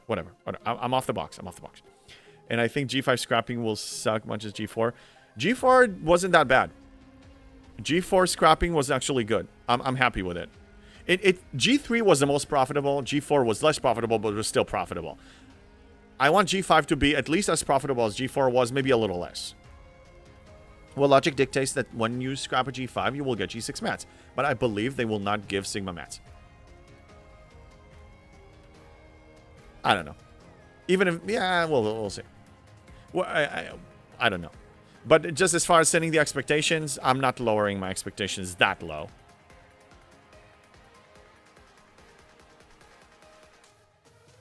We'll find out. Again, they keep us in the dark. We don't know what's coming. We don't know when it's coming. They're not even trying to build up a hype because keeping us in the dark is more profitable. We know how they work. And I just want them to restore trust. And that takes time. Like, when they do something like they did now, that's like pressing the reset button on repairing trust. It's like you have a partner, and let's say they cheat on you. And they're trying to be consistent and not cheat on you, and then they cheat on you. That breaks trust again, you know? That's all. I want them to succeed. I really do. Didn't they buff G4 scrapping because it was just so bad? I don't remember. You might be right there. I have no idea. Hey, Michael. There will be a prime first to unlock G5 scrapping? I don't know. I don't think so because it's supposed to help people that are in lower economies to move up. So it's going to help. When G7 is out, then yeah, the whales and myself and other people that are competitive are going to be in G7. But all the free-to-plays, most of the free-to-plays are going to be in G6. So you need to help them out. And G5 scrapping is how you help them out. All levels do need scrapping? Yeah, eventually, yes. After years and years of bad experiences, it would take at least half a year, if not more, of positive things to happen to believe. Yeah, I said the same thing, Sancho. They need at least 6 months of consistent changes. But them making diplomatic political statements like they made now with that statement of planting the seeds of backing out of something is not how I consider them repairing trust. And we don't need to rehash that. Some of us disagree, and that's fine. But remember I said what I said. We're going to revisit it in the future. This is a piece of the puzzle that we're going to revisit, okay? I just defined what this piece is. To be continued. Right, let's move on to actually playing the game. Away teams, yeah, I'm gonna upgrade an officer skill points. So let's see. How much do I even have? So I told you I only go for 30 epics because those have the best stats. And let's see if they need anything. Yeah, I think I'll upgrade him twice. 25k should be enough. We'll put a pin on that one. Yeah, that's fine. Or when you can say that, you can tell me that I'm wrong. Time will tell us who was right and who was wrong. And also in some things, it's not about right or wrong. It's just opinions. You know? But in this case, I think it will be proven to right or wrong when it comes to the how well the game is going to do. We have Cosmic Cleanup, and this I finished, right? Yeah, I finished this. And we have Hostile Hunt. I think that video was a good step to finally acknowledging that they made a mistake and that we hear you. Right, Breaker. It was.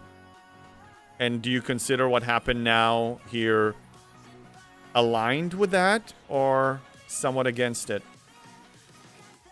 You know where I'm getting with this. All right, let's go back to the MU. By the way, I still do the MU. I'm not done. I'm not done. Erwin, I'm sorry, but she's going away.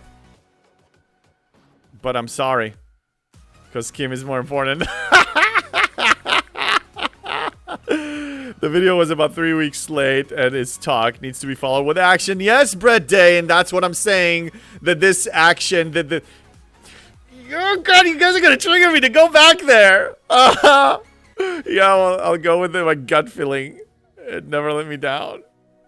Yeah, and now they need to back it up. Yeah, Breaker, you see. I do think that video was made before the latest changes to flashpoints, though. So I hope they keep the same. You think it has nothing to do with each other? Time will tell. Time will tell. Okay? You'll see. You'll see. God, it's hot in here. I'm checking the app for my AC. Like, I'm so hot. Do you think G7 will require a new type of speed ups? No. I think no. They could reset the economy again, but they just reset it last grade level. If they reset it again too soon, I think it will backfire. I think it will be an act of stupidity if they do. And I think, in general, I don't think, in my 100% guess, I don't think they even considered resetting it. But we'll find out in about 2 months. That's my guess. Sorry I was around for your last few streams. Sorry you were around? Well, I'm happy you were around. I don't know if that was... maybe you weren't around. That's what you meant to say. I missed the statement you're replying to. I'm sure it's on Discord. I'll check it out there. Oh, no, I think I have them open. Yeah, hold on. I have it open. Just to recap, okay? Just for... because we had a bunch of people joining. And I just want to show this. Hold on a second. This was... okay. So just real quick, okay? I made some posts. This is just my comments in a place, and I know that it's visual.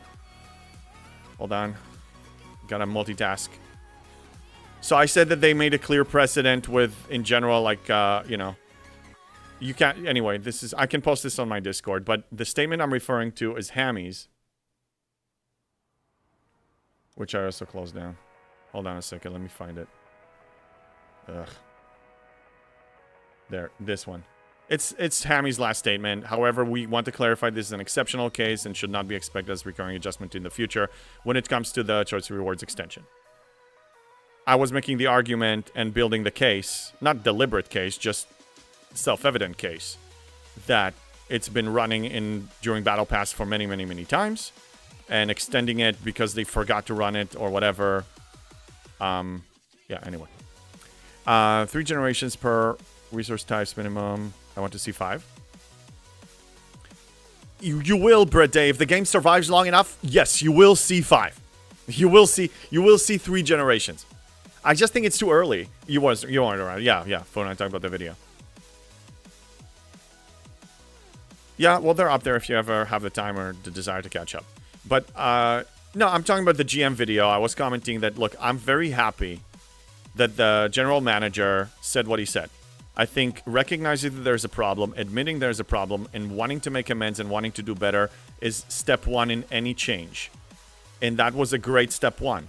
And then I'm like, well, now you made a bold statement. I'm going to hold you accountable, and I expect you to actually try to do better and not just repeat the same cycle. But when I see statements like Hammy's planting the seeds of backing out on and weaseling out on something, that makes me concerned.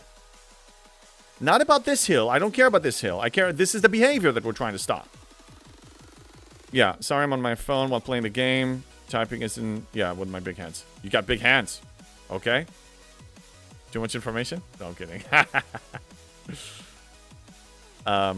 Yeah, I didn't show any videos. If they reset it again, they're gonna lose a big portion of their whale population. Well, in a sense, they're already losing. A lot of whales talk about... I have whales in my alliance, not even the people that I've been more, exposed to since I became a content creator. that quit the game. They don't want to come back. They had enough. Don't worry, 2 more weeks, we're going to find out. Yeah, we will. You got both a small phone and big hands. Are you like a giant, like the from the Princess Bride, Fezzik the Giant? That guy was humongous in real life. Like, what's his name? The actor that played Fezzik, the giant. He was actually that. It wasn't CGI. That was him.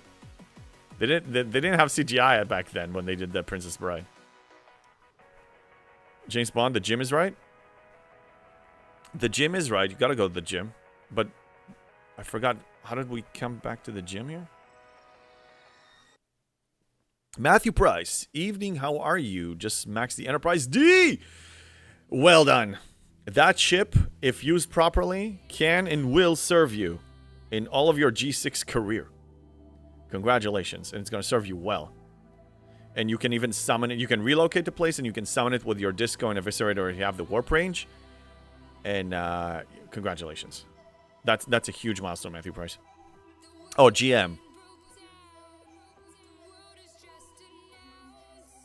The GM is right that they missed the mark. Yes, I think he's done the right thing. I'm very proud of if it was his decision, or he was just the executioner, the guy that was swinging the sword.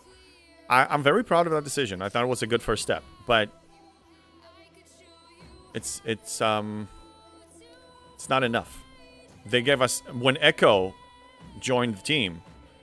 There were very big promises made and very good intentions, but we saw that he was doing his best and he did some good, but they were still missing the mark on many things. And I accepted some excuses at the beginning, and then it was just an excuse fest with everything.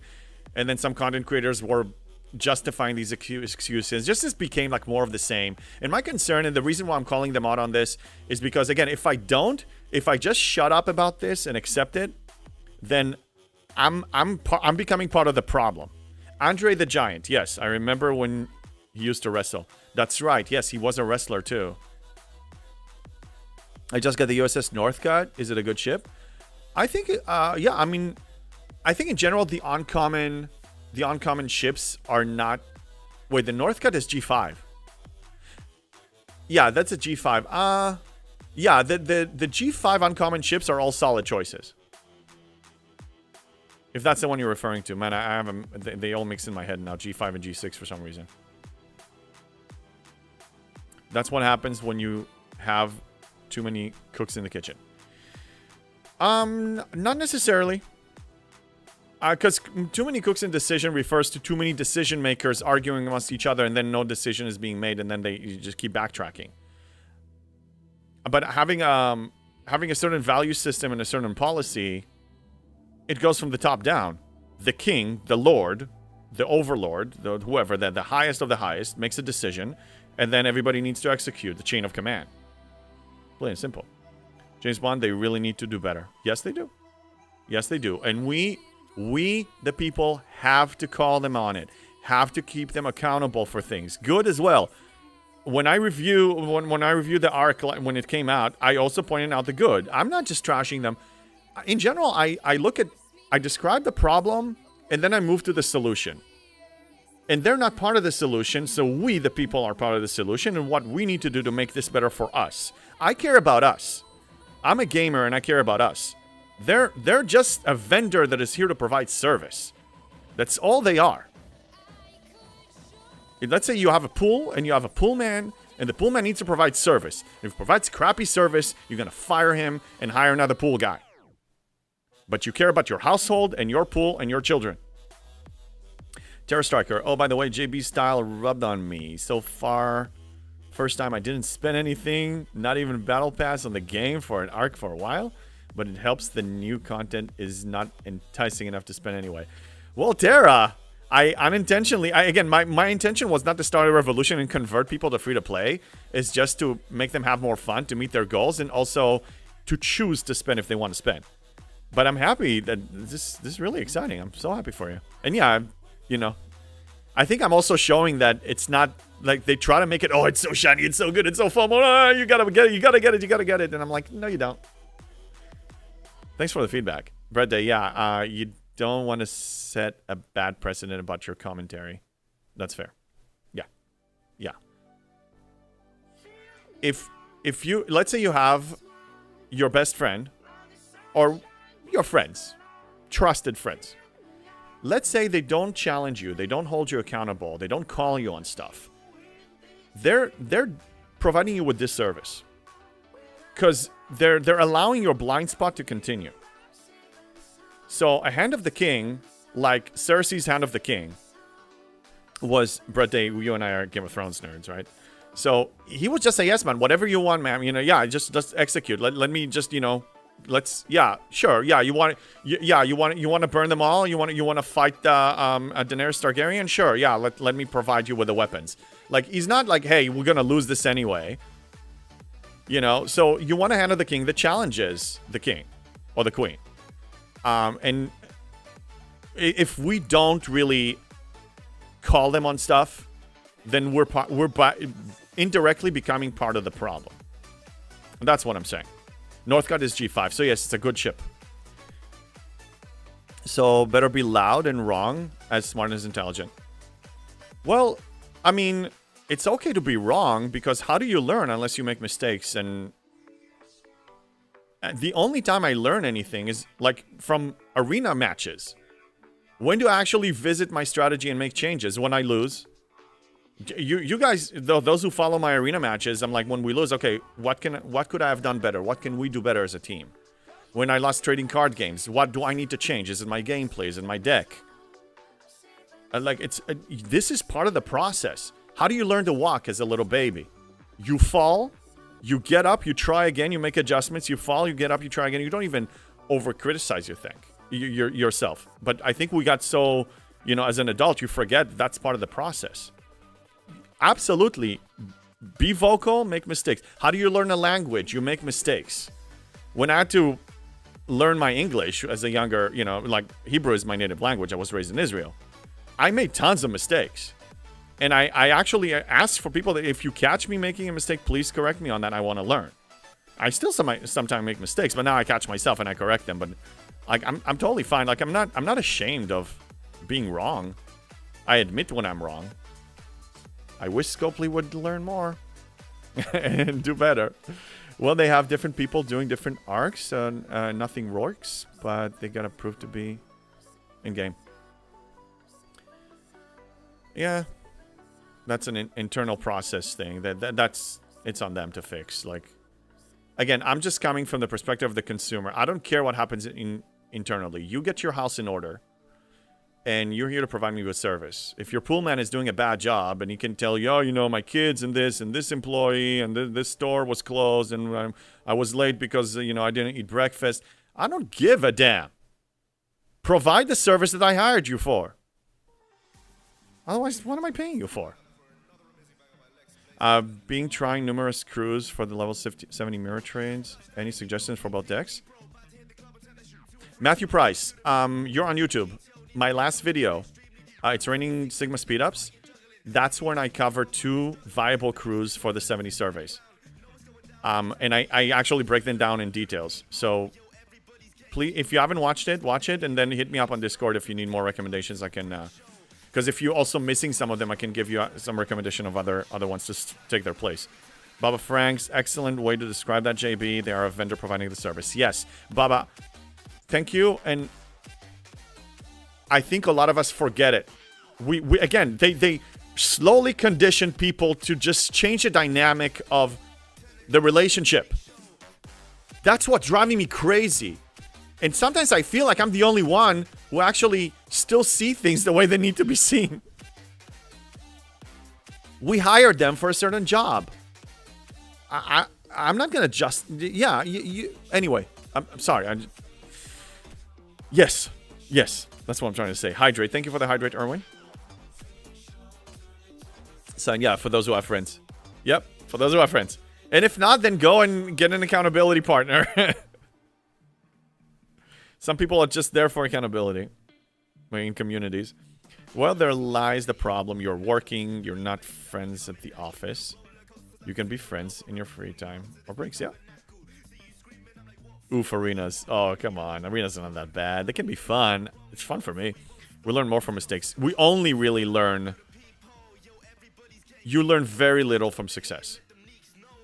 Because again, if it's not... If I win, it's not broken, don't fix it. I don't need to revisit anything. It's like it's working. Just keep doing what I'm doing. I don't need to change anything. I'm just going to keep doing what I'm doing. Because I'm winning. Yeah, you can always tweak and be more efficient. But yeah, losses, mistakes is when I really learn. Would you skip G4 on Common Faction? Me personally, faction credits are never a problem. For me. I'm so wealthy, it's beyond belief. I just built an Enterprise E that cost me almost 7 million credits, and I have 7 or 8 million faction credits left. And I have 14 to 15 million of the other two. I would build one of each rarity ship that you're eligible for. Just choose one and try not to double up on ship types, because then you're taxing yourself on the same material and the same ship parts, and that's it's not worth it in my opinion. So try to diversify the ship classes as you go along, and you know, plan your next 2 ships.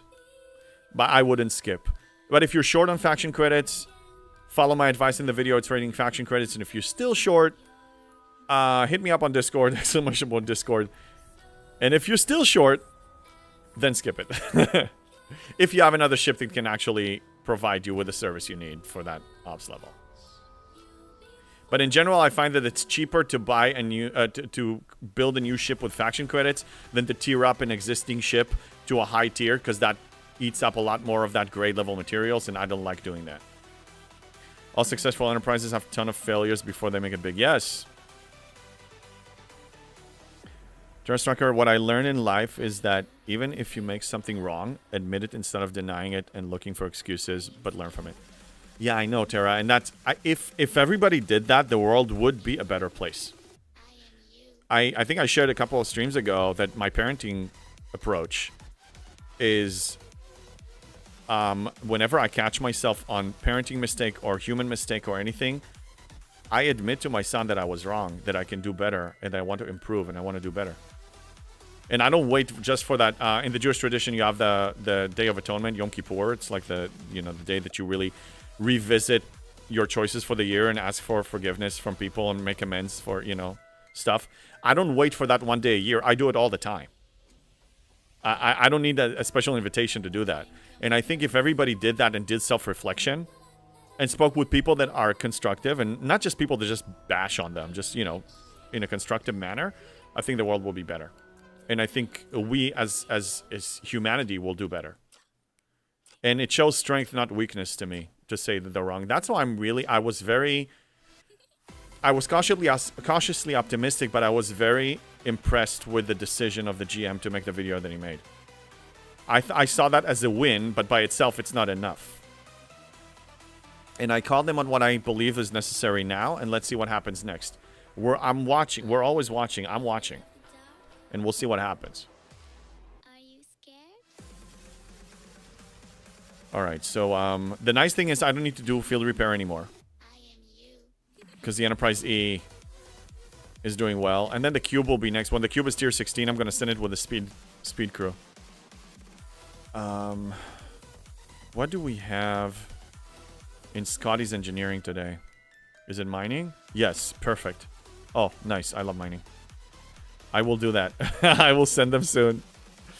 Well, some people don't understand the concept of taking responsibility for their actions. In all my interactions in management or upper management, it was never their fault. Yeah, in business... Well, because it's a matter of corporate or job security and job survival. So covering up for your mistakes in a place of work, I understand why people do that. Because it's a very competitive, in general, work is a competitive place. And if you don't do well and you make mistakes, and the other man that is knocking on the door is freshly graduated or has some more experience and don't make mistakes, they will replace you. You're expendable. But in family and in friendships, And with your clients, you need to take responsibility. Let's say you go to a restaurant. So when I worked at Blizzard, I started in customer service, you know, like phone support and retention. And they really, you know, took the time to educate us to do a good job. And there was one, I forgot who the guy was, but he made like an old videos about, he was an owner of a restaurant. I think the whole concept is give them the pickle. So, some person that, you know, whatever, a client that comes to the restaurant a lot, you know, always gets pickles with their burger, and all of a sudden they wanted to charge them, and they got pissed off, and they reach out to the manager. And it's like, you know, the manager was thinking like, what does it cost me to give them a pickle, but I make them so happy and they keep coming back? So just for the love of God, give them the pickle. Just give it to them. And it doesn't cost us that. Like, what do we have to gain versus what we have to lose? And that's really the whole mentality of Blizzard is, you know, what's more important, a World of Warcraft customer or a Blizzard customer? Well, of course, a Blizzard customer, because even if they're not happy with the game, they'll come back for other products because we think we're the shit, you know? So, anyway, so what do we have to gain versus what we have to lose? And I think your clients need to hear this, that you're trying to do better for them and that you missed the mark. And that, again, I thought it was a great win, but now you need to actually walk your own talk. GM made a video, really good gesture on the player base. It's a fine start. Yes, exactly, Erwin, yes. Tara, by the way, JB, wouldn't your cube be more cost efficient instead of the NE? Even 8 billion cube is more than enough for the 70 traders. 8 billion cube. 8 billion cube, you say? 2.5 billion cube. Does that answer your question? I skipped the uncommon tier 9 and I skipped the rare tier 9. My cube is at G5 level. That's where it sits. That's why tier 6 is going to change everything. Yes, it's more efficient, but it's still weaker than my Enterprise D. It's just weaker. I'm excited about the cube because that one has all the underdeck slots, so it's going to do way better than my Enterprise E. This will be the next ship of mine, the operational flagship of my base. But Terra, he now has that insane ship, so why stand idle? Yeah, it's just the Enterprise E right now is my best ship. When I tier it up to 6 and the cube goes to 16, then the cube is the next one. I used to work for an international company that was in DIY with internal rules and all of that. Hold on, let me queue a few and I'll keep reading this. I had to tell a customer a story, but they were asking for a manager. They would always change it and make it like it was me who is not knowing the procedures. Yeah, some customers are like that. They are. But a true manager, at least the good managers that I had over the years when I was an employee in certain places, they didn't just take the customer's word. The customer is not always right, but he's still the customer.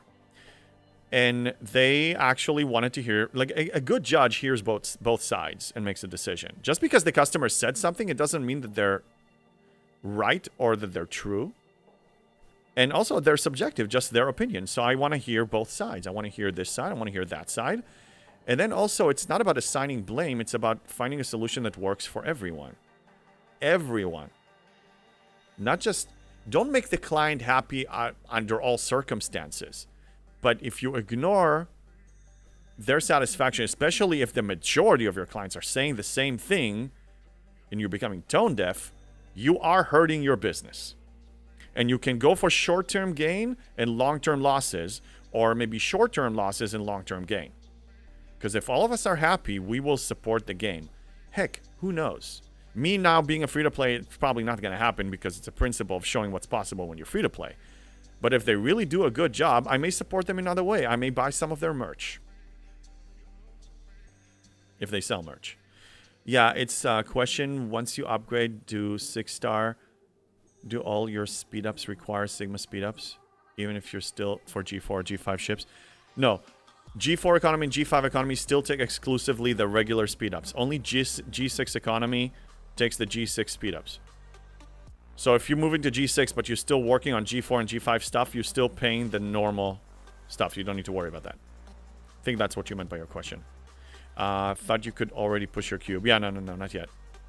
It's happening. It's gonna happen very soon. I'm just gonna get my way into all the rare gas. I may be going for even choice rewards for rare gas, and then I'll be much closer. I think that's the direction I'll take. I think that's probably the best thing I can do for myself. Let me change this to miners because we're slacking. We're slacking. And I don't care so much about cruise because it's transogen, and other than cargo protection, it doesn't really matter. Let me just remove these because they're definitely not needed here. For the glory of the sarcophagus and the new bugs in STFC. Hey, Pastor, what's up? Have an awesome day to all of you except Scopely because they are like my toothache. They suck. I love how you start your comments, Pastor. Well, for the glory of the sarcophagus, least we forget that that's the best ship in the game. Oh my god, why did I build it? Why did I spend my precious G3? Where's that garbage ship? Oh my god, look at this. It's fine looking, but it's so bad. I didn't even finish it. I got so pissed off. I have no reason to finish it. The glory of the sarcophagus. There you go. It's not them, sorry. But please, not another pickle. Monavine? Yeah, I agree with you. I mean, the whole idea is... Look, when I was in the retention department of Blizzard, they gave me a lot of autonomy to call the shots and make decisions, give freebies as needed. Okay, they trusted my judgment. I had the highest retention rate in the department for consistently. Whatever it was, I doubled it. Okay, I'm not going to disclose exact numbers, but anyway, I doubled the... So I was able to give free playtime, action figures, mail them action figures, or even art books, or anything, any of the swag, of the exclusive Blizzard swag, within reason. Because again, I don't care. It wasn't about trying to keep their subscription to World of Warcraft active. It was more about that they walk out without a bitter taste in their mouth, that they remember Blizzard as a really amazing company, and that they will come back, if not for World of Warcraft, for another game in the future. That was back in the day when it was what I consider the golden age of Blizzard. They're not that anymore. But I felt proud wearing a shirt with a Blizzard logo on it. I didn't even have to because I wasn't customer facing, but I still, I had all these special Blizzard shirts. I would just, like a unit pride kind of a thing. That's how I felt. I have only 2 of them.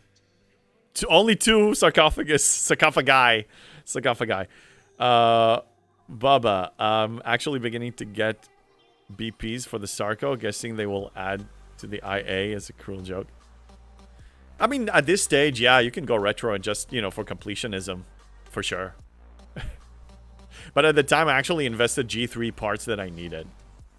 Oh, wow, don't tell me how...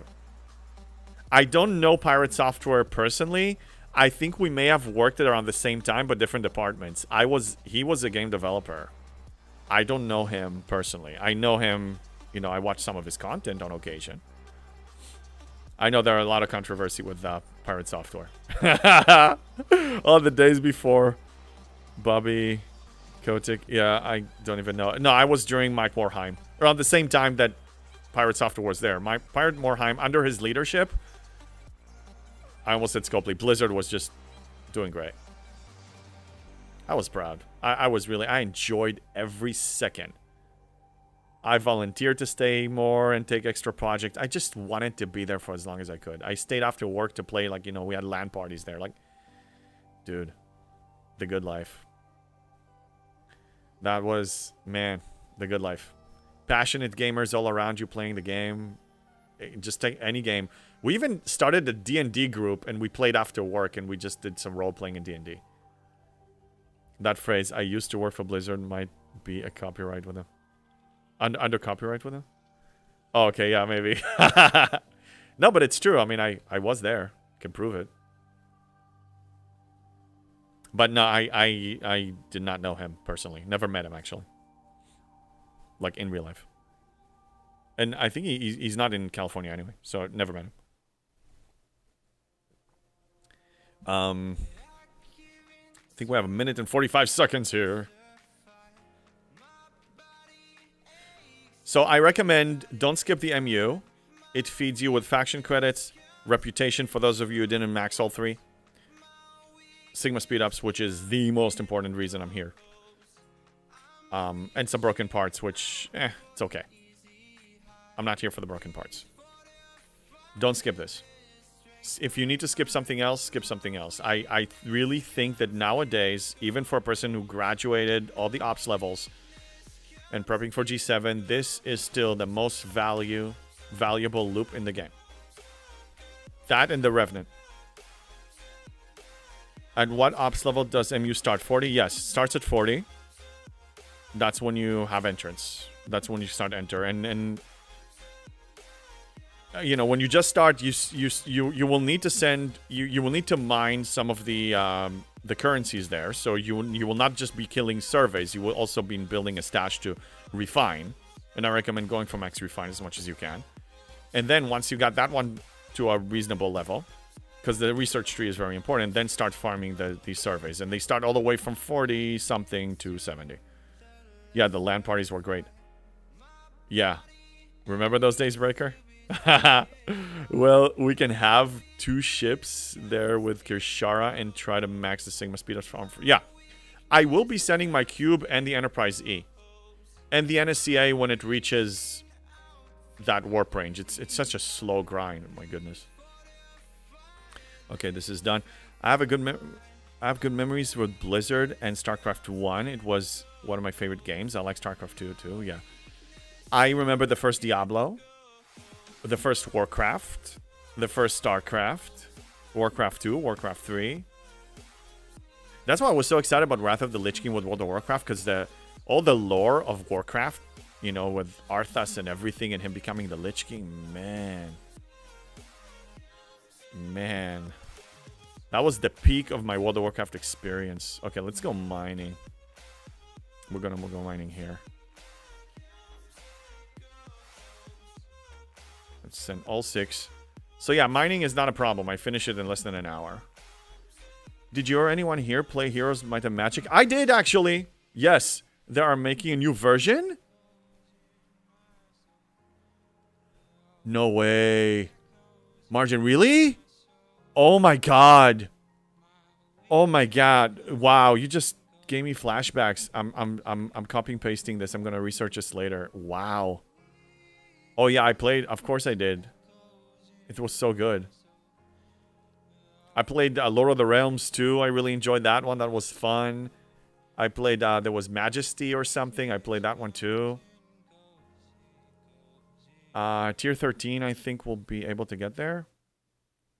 Yeah, I don't think I'm tier 13 yet. I love OG StarCraft, yeah. Yeah, and Brood War, yeah. I like StarCraft 2 better, though. The story was really good.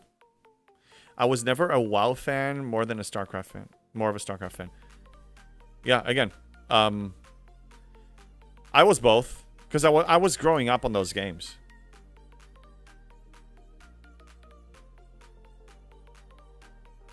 Hey, Mort from Pratchett, thank you for following me on YouTube.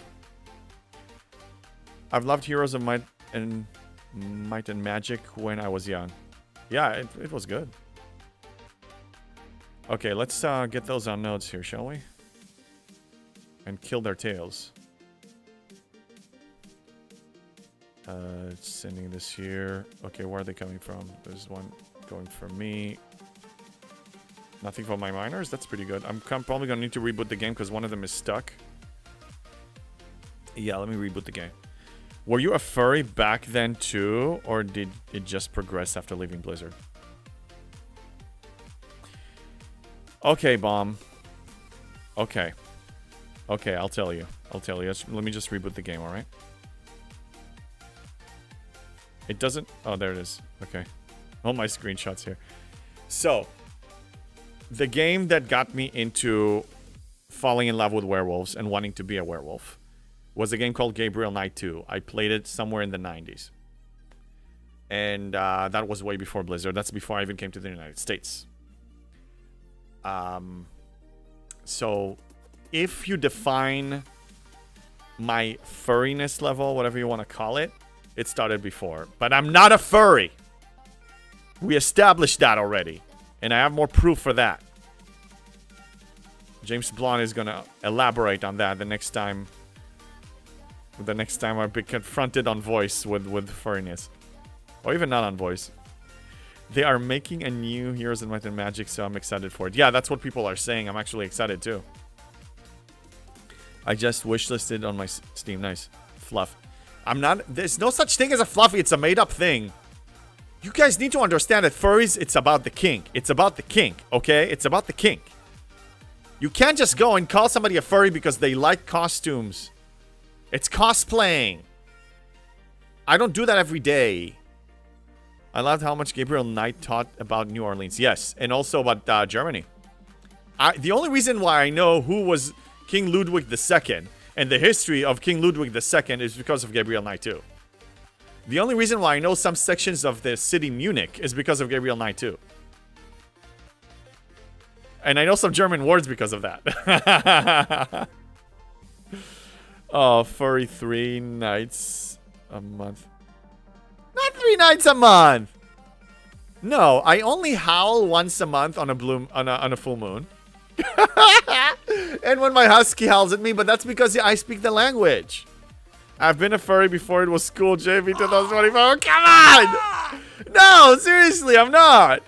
Well, I went to 66 and got my Koskari to tier 9. Yes, hey, Paul, look at you go. Okay, that means that Arena Monday, you're joining the team. Oh, hell yes. Congratulations. It's about freaking time. Tier 9 Koskari. Oh, beautiful. That's amazing that you moved to 66 and got a tier 9 and a cube up to speed like that. Impressive. Okay, Bomb, seems like you're here. People earlier, I need to ask your opinion because you're a woman. People earlier were making comments about my hair and stuff. And I said that my 2 sisters were commenting about it to this day. Like, you know, you got the good hair, we got the bad hair. Does it really matter? Like, well, it does matter. But I mean, if, like, you can use some hair products and you can do some amazing things with your hair. Is it that critical for a woman to have a good hair? Or you can just make it happen regardless? It's more effort, yes. But I mean, look, guys need to shave. Unless you're Mr. Beard, you know, 0 G's, then you just don't. Spending your money on stupid shit. Thank you, Erwin. Yes. Thank you. That's right. Somebody needs to say this. And thank you for the support. Yeah, so anyway, I think hair, and one of the reasons why I don't go short hair is because I know that I understand that, you know, it's a waste of an RNG feature if I just go short. So that's why I actually never went, like, unless when I was in the military, then I went super short. I think your hair is sexy, but women freak out about their hair. Well, thank you for the compliment, but why would women freak out about their hair? Like, why? I mean, look, because I have not long hair like a woman, I did have long hair before, so I have some good hair days and bad hair days. It happens. But it doesn't freak me out so much. And on the days that I had bad hair day, I just use some product and I fix the problem. Done. No hair products? On occasion, I do. Waste of skill point. Ah, yeah. That's right. Because we don't want damaged hair or losing our hair. Where losing hair is different. By the way, I'm so fortunate because one side of my family are all bald people. And safe to assume that in my 40s, I got lucky. I got it from the other side of the family that never lost hair. Thank God. Because I would not take baldness lightly. It would piss me off. I do like my hair. But the fact that I have hair, not so much the... Well, I do like the quality too, but like if I have to choose quality of hair versus having hair, I would take having hair any day of the week. Really, you do realize that they spend hours and serious amounts of money for hair care? Yeah, but that's by choice. I mean, look, just because, let's use an example. And Bomb, you give me your opinion. I'm curious about your opinion. Let's say a woman has curly hair, but she wants it straight. That's fine, so you make it straight. But also some women have straight hair and they want it curly. So you want to change, like, if I want to curl my hair, I will spend time on it. You know? I mean, if you want to have like a Iron Man kind of a beard, that requires more maintenance because he had like different, areas that are, whatever, like, it was really nicely trimmed and groomed. That requires more time. But, I mean, that's by choice. You don't have to do that. A guy can be bald and still good looking for sure. No, for sure. For sure. I just don't want to be bald. Bad hair days are hat days. Yeah, today is just hat day just because. Today wasn't a bad hair day.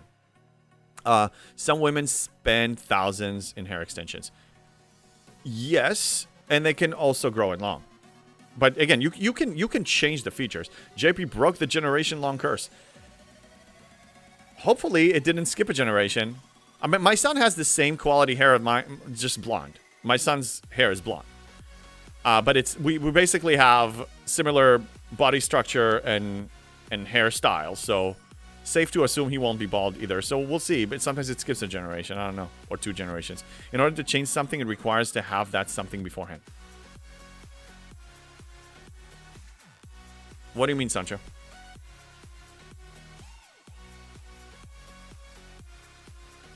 What do you mean? In order to change something, you need to put in massive effort. If you want to change, if you want to lose weight or gain muscle mass, you need to put in serious effort because you're trying to change an existing situation. And the first steps are usually more difficult. You're trying to get in shape and start running. Well, I couldn't even run 2 miles before, 2 years later, I ran a freaking marathon. So it's a lot of effort. It's doable, but I mean, otherwise you can accept what is and don't change anything, or you can put in the effort and change it. I think that actually getting something by default, like on a silver platter, it's nice and all, but I mean, I think you becoming like, it forges a stronger personality if you actually have to achieve it yourself. It's like people that are born into wealth or self-made. I had an amazing hair back when I was 18, Mikoto. The DNA and extreme stress kicked in. Yeah. I believe I was passed over when it comes to that. Red day hair loss or retention is located in the X chromosome. So a man's having hair or not is based entirely on what they inherit from their mother.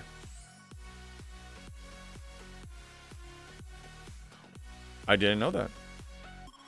Yeah, so my dad's side of the family are the bald people. Pretty much all of them. My mom's side are the one with the hair. So I got I got the one with the hair. It's a matter of feeling good about themselves. Women's bodies go through a lot of timer. Oh, a lot over time. Yeah, there's a lot more factors in there for sure. Yeah. I mean, the monthly cycle itself is yeah, it's a lot. Men has it simple in that sense, but in some senses we have it more complicated too. I don't think there's a better, like, there are pros and cons for both. If you don't have good hair, your only options are extensions or wigs. Or shave it. So when I joined the military, my hair was all the way like to here. Like, I'll show you a photo. Heck, I'll show you a photo. Hold on a second. I have one in my refrigerator. Hold on a second. Wait a second. Give me a second. Wait a second. Let me send it here. Okay, I'll be right. No, that's not it. Bat. This one. Give me a moment.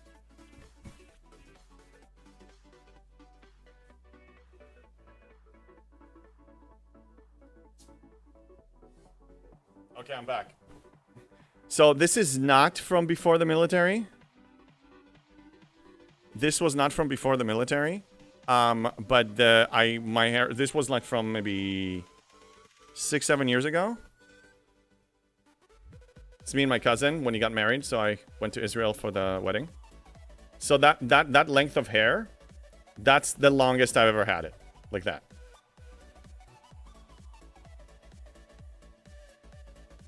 Hallelujah, my state doesn't require a concealed carry license. Oh, what?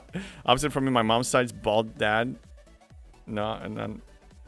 Yeah, it depends on what side of the family. It depends on the DNA.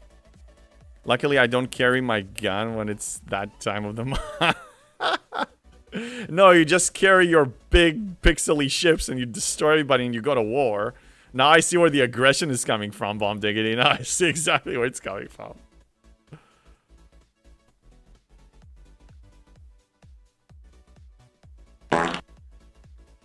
Thank you for the far bark. Hey, Barkman! What's going on? How you doing, buddy? I think we finished the event. It wasn't heroic, so this should be completed. I'll check in a second. Let me just queue a few more.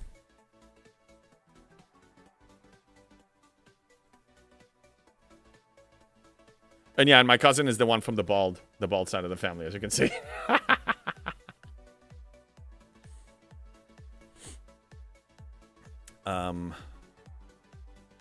Okay, yeah, Scotty. Working on Op 65, just did a run in Mirror Romulus and stuck out of speed up. Okay, well, nice, good progression.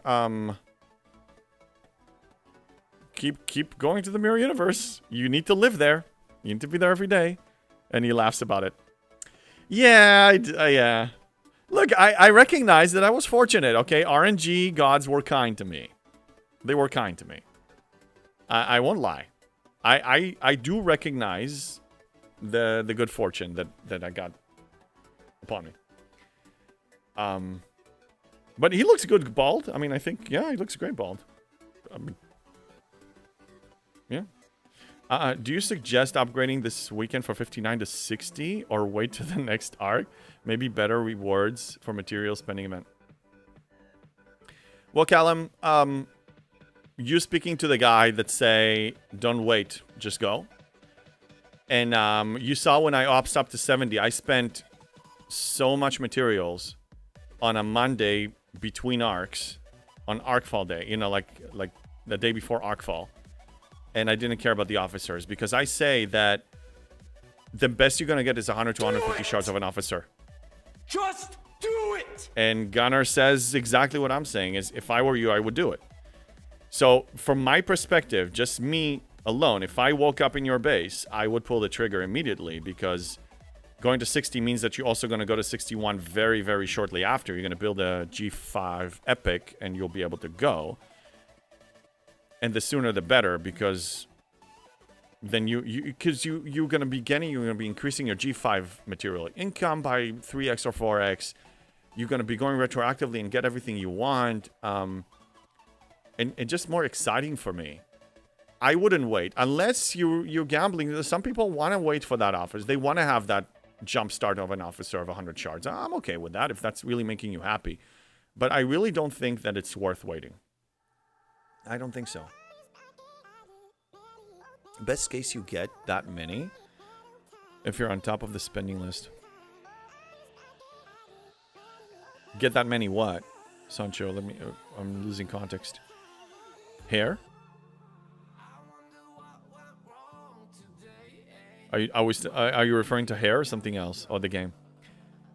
Bum. I have enough materials to upgrade the last module on my Enterprise E. So after that, I can max my second cube. Oh, damn. Nice. And you have a Vengeance now. Oh, yeah. How are you doing on your Vengeance? Because you already unlocked it, but how are you doing with progressing on it? Crew shards and spending events. Oh, yeah. Yeah. Thanks for clarifying. Yeah. It's a personal preference thing. Again, play the way that makes you happy. Me personally, I'd rather get to my next ops level 2 weeks earlier, 3 weeks earlier. Because remember, we have a 2-week break now. I would go. If you're a few days away, okay. But at 2 weeks away, 3 weeks away, no. No. Go. Slow progress? Yeah, it is. Unless you're willing to spend more. Honestly, just building and having a legendary ship, so when you go here, it shows like the you know, the orange legendary color. That will be enough for me. It's like a trophy for me. It's more of a collector's item, like a cosmetic item for me, than actual practicality, because at least in the current economy and the current setup for it, it's not going to be a viable force unless you are a true whale spender. Well, I'm digging, you know, that John's down at the corner aren't paying enough to support the vengeance. Yeah. It's a whole different world up there. In 70, like, you have so many layers of... Now you can really see who's the spender and who's not by the size of their ship. Anybody can get to 70. I proved it. I could pay for a house deposit with the amount of money some people spend on that ship. Oh, yeah. I keep joking around. Some people's digital ship... I have a convertible Mustang. It costs more than if I had 2 or 3 of those. Brand new. Again, if you have that entertainment budget, like, you know, I keep saying, like, you know, we men, or in your case, Bomb Diggity, you like digital, you know, items too.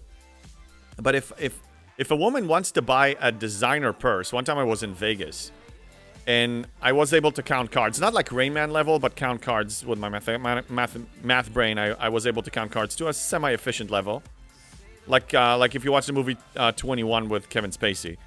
So to that pretty much level before they were, when you see how many cards are buried, because you need an accurate count. So usually I was up by maybe, you know, a few hundreds. I was never like big. And then I just went for fancy dinners and shows and just spent, and whatever I made in Vegas stayed in Vegas. I just spent it there on, you know, amenities and fun stuff.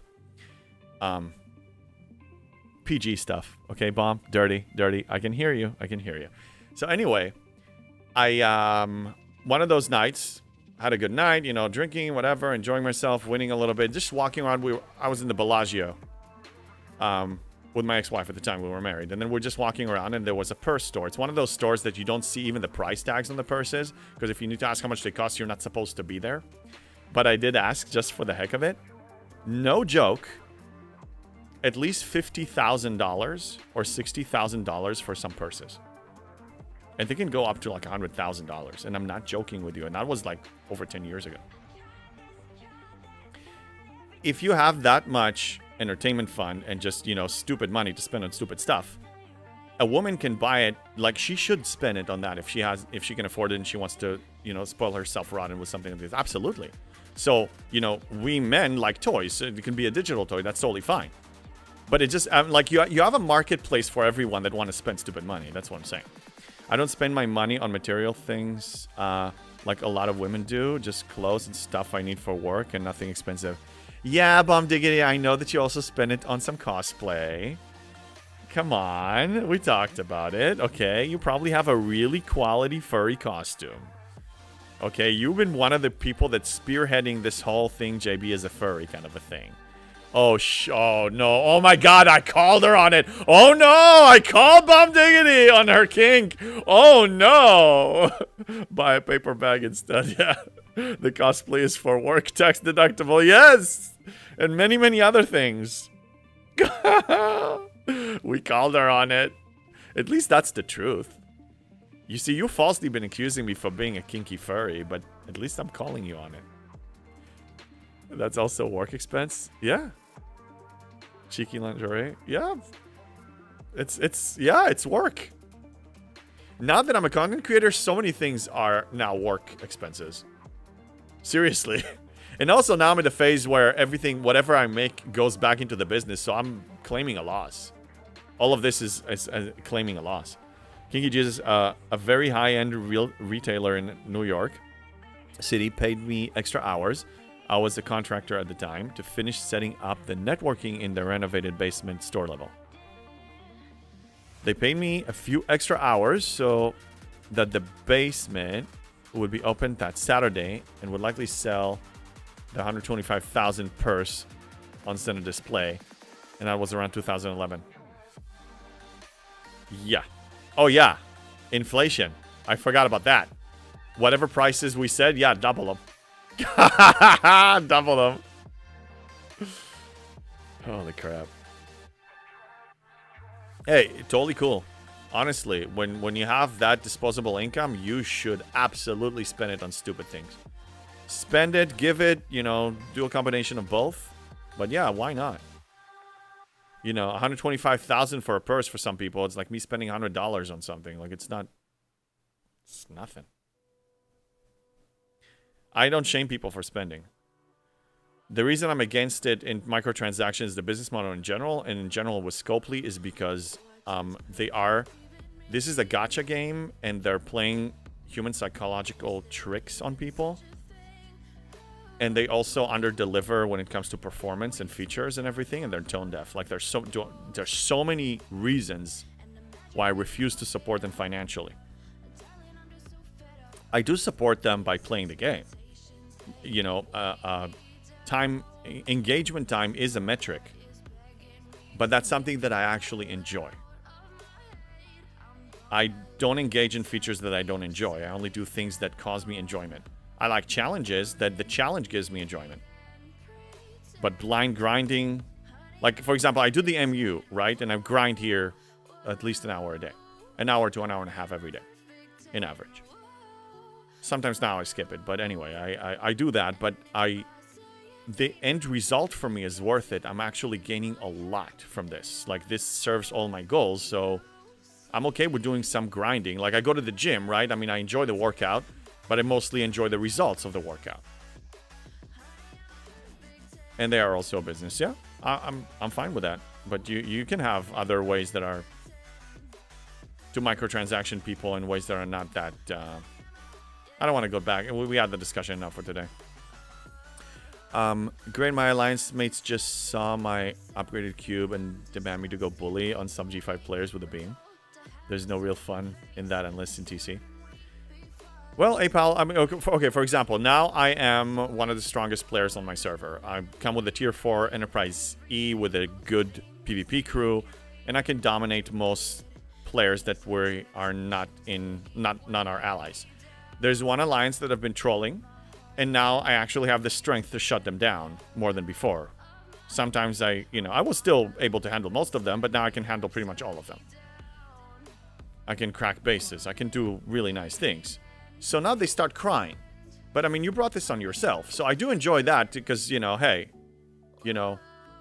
I'm fine. Like, you leave me alone, I'll leave you alone. We can do that at any time. But as long as you hit me and my alliance, it's open season on you. And now I have the strength to back it up. So now they're complaining. But, until I hear otherwise, until they say, hey, gentleman's agreement, we're going to leave you alone. I'm like, okay, it's open season on you. I'm cool with that. Great, my alliance mates just saw my upgraded cube. Oh, yeah, I just read that. Sancho, besides being a game, something that should make you happy and be played in your free time, not going nuts to try to finish dailies and events. Yeah, if they don't serve your goals, I skip a lot of them now. There are many events that I skip. I told you, like, I used to do waves, not anymore. I only do solo waves. I'm done with group waves, done. There's still value for me, like I can still upgrade Sloan and get some more officers and favors, but I'm lowering the foot off the gas. I am still ops obsessed, and I still, when G7 comes out, it's going to be me back in the marathon mode. Like, I'm going to be pushing. I'm going to be pushing aggressively. Callum, thanks for typing exclamation point donate. Whether you do or don't, I really appreciate it. Sparks Club question, Ops 56. Oh, wait, let me finish my thought before I move up too much. It was skipping. Forgot. Streamer brain. Never mind. If it comes back, it comes back. Oh, yeah, things that I retired. Yeah, just I retired them by choice now. Like, whatever doesn't serve me that much, I don't. Oh, yeah, the ops progression fixation. There's value in Sigma speedups here. And I'm banking on the fact that they're not resetting the economy. They're going to increase how much it costs. but I'm going to have a head start. So that's why I'm pursuing Sigma stuff still. Because for me, the race is not over. This is just a little bit of a break. Now that you're up 70, you have tons of research that you can do. Yeah, and I am. I am doing it. I've been carving through the combat tree. Let me show you. So also, because I've been completing, I'm pretty much finished almost all my missions. All the faction missions, and I have a few, just one story one that I need to finish. Just that chain is almost over. But one of the requirements, and one of them was to unlock air-sealed containment. So I just did like 9 researches here and went here, and I'm carving through all of this. I'm gonna reach the end. But yeah, I'm slowly working on these. It's right now. It's mainly research, and bringing the Enterprise E to tier 6. And my assumption is that G7 is a month and a half, 2 months away. It's coming. It's coming. Scopely wants money. They can't make money until they release it. They've been showering us, and you know, why do you think we had Ferengi, an additional battle pass, a Ferengi battle pass, you know, in conjunction with the regular? It's to help pushing people up so they can release G7 and not have so much of a separation between the classes. Erwin, what you're looking at?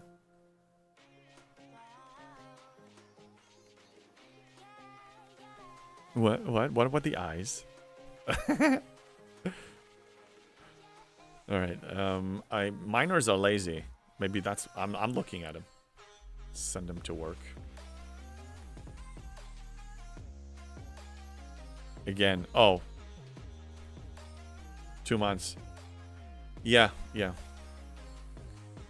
It's coming. By the way, the longer they delay it, the better it is for me. I'll be in a stronger position financially in game. Oh my god. What the hell? Scopely. What in the world? I'm rebooting the game. Doubtful? Okay. We shall find out.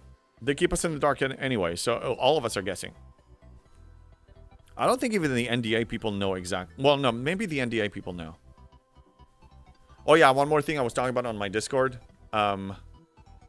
Exclamation point Discord for those who are on Twitch, and those on YouTube, it's on my profile.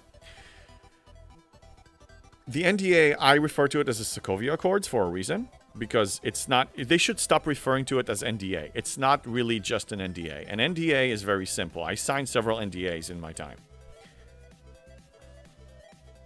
Oh my god, they're breaking the game. An NDA means, it's in essence, it's supposed to be this. You are going to be exposed to information that is not public knowledge. You have to keep it confidential. You are not allowed to share it or leak it out in any way. You need to keep your mouth shut. Once we give the authorization, the green light, or we make it public knowledge, then it's public knowledge. That's what an NDA is. That's it. That's all it's supposed to include in it. This one includes a lot of other rules and regulations that are meant to regulate and control the person who signs it. Not necessarily just content creators. They also have some VIPs that have to sign it if they want to be exposed to information. So that's why I call it that way. If rumors are to be believed, it will be in about 2 months. Yeah, and also historical data. Historical data shows the same thing. It's usually around October is when they release the next grade level. It happened like that with G5 and G6. 2 years around October. That's what I'm basing my assumption on. Not so much rumors, just historical data. I'm not exposed to any rumors. This game is so foobarred. This game is so foobarred. See? It's not even loading. Oh my god.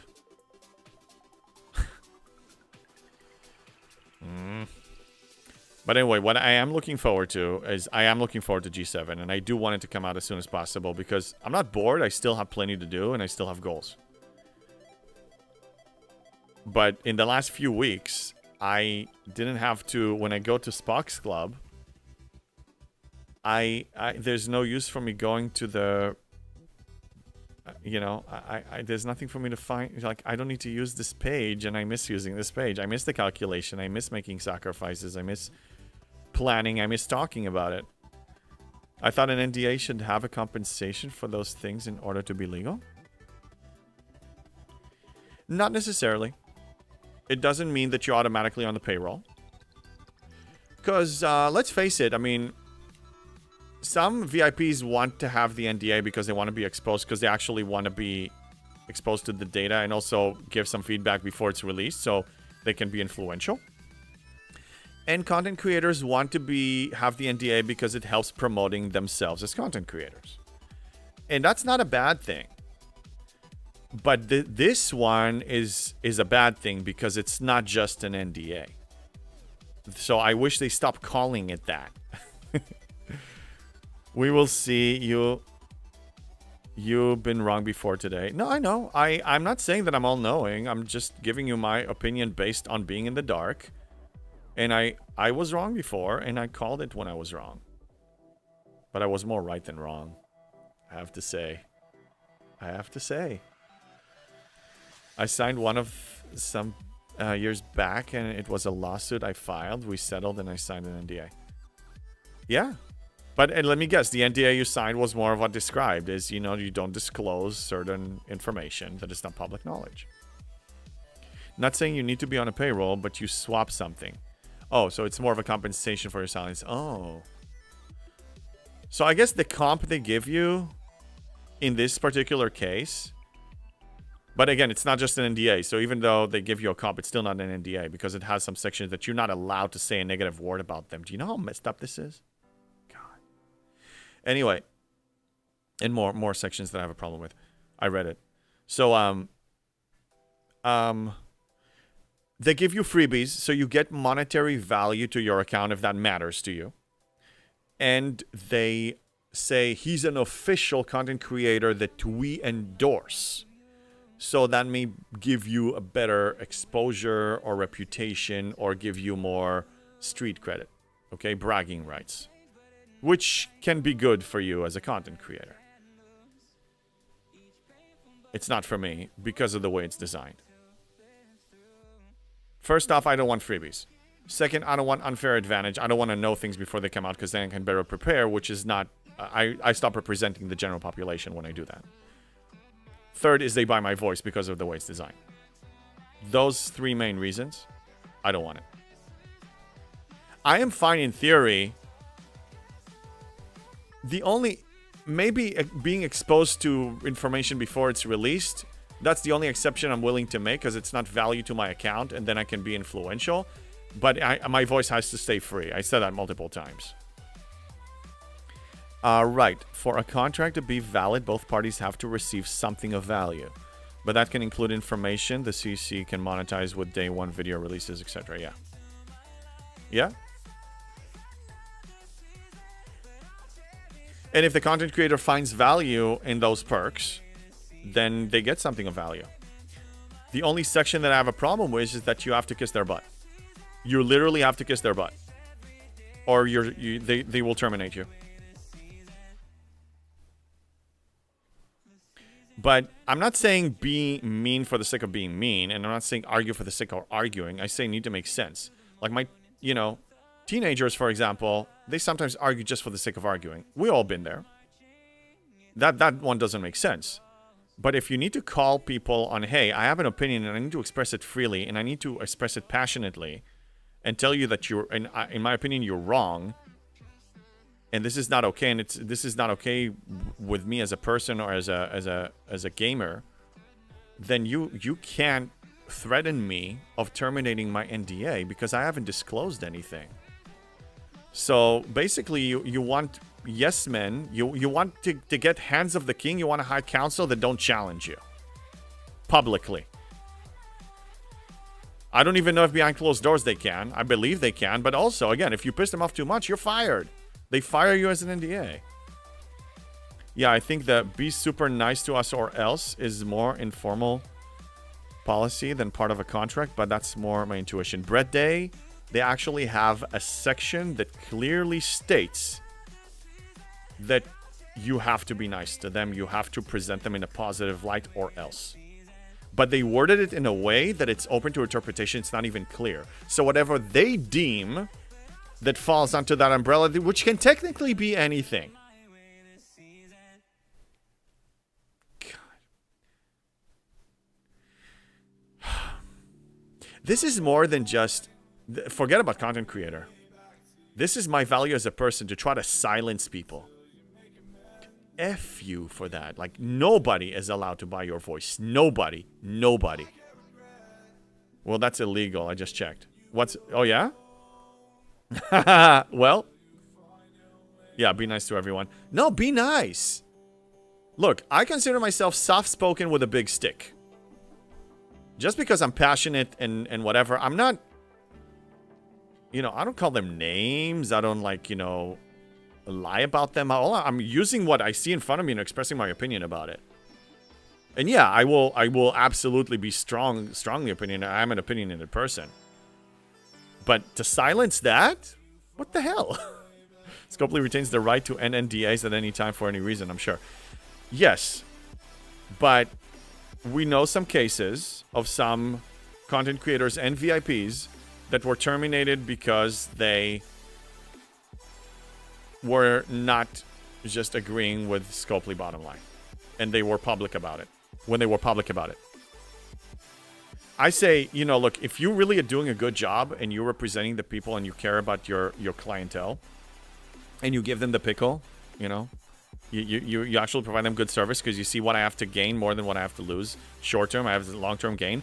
Your value and your positive light will be self-evident, and you don't need to sell it and you don't need to lie about it. But when they're trying to cover up their bad behavior and they want people to still present them in a positive light under the threat of ending their NDA, that's what I have a problem with. And it's not just them, it's anyone that conducts something like this. This is just freaking wrong. And as a human being, it bothers me to my core. So yes, I have a problem with that. We don't want another Monavine. Okay, fair enough. Yeah, it was just reference to something I said earlier. Big stick giving them the pickle. There's a clip potential somewhere there. Oh, Barkrin, I'm sure you won't disappoint. But you see my point, jokes aside. You see my point. Because I really have a strong opinion about it as a human being. It can be in business, can be in friendships, and can be with family. You don't shut up people that don't agree with you and threaten to terminate something and take away something from them because they tell you that they don't agree with you. Yeah, content creators are just marketing to them. Yep. Again, there's mutual benefit there, but I consider it as selling my soul to the devil. That's why people made the joke on my Discord, you were supposed to destroy the Sith, not join him. Because me, even, I communicate certain things to them. They don't communicate back, but I place it in places that I know that they will have eyes on or can be delivered to them. So I mean, look, I'm fine having communication with them.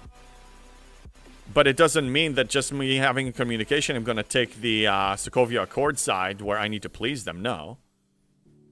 No. It's just the way I feel.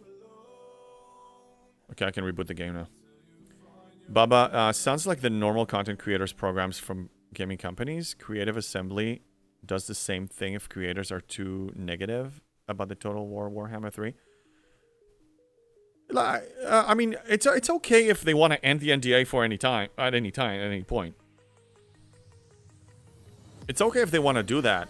But to have that as a section in the NDA agreement that is so vague in a place that they can basically manipulate it to anything, it's not an NDA anymore. It's something else.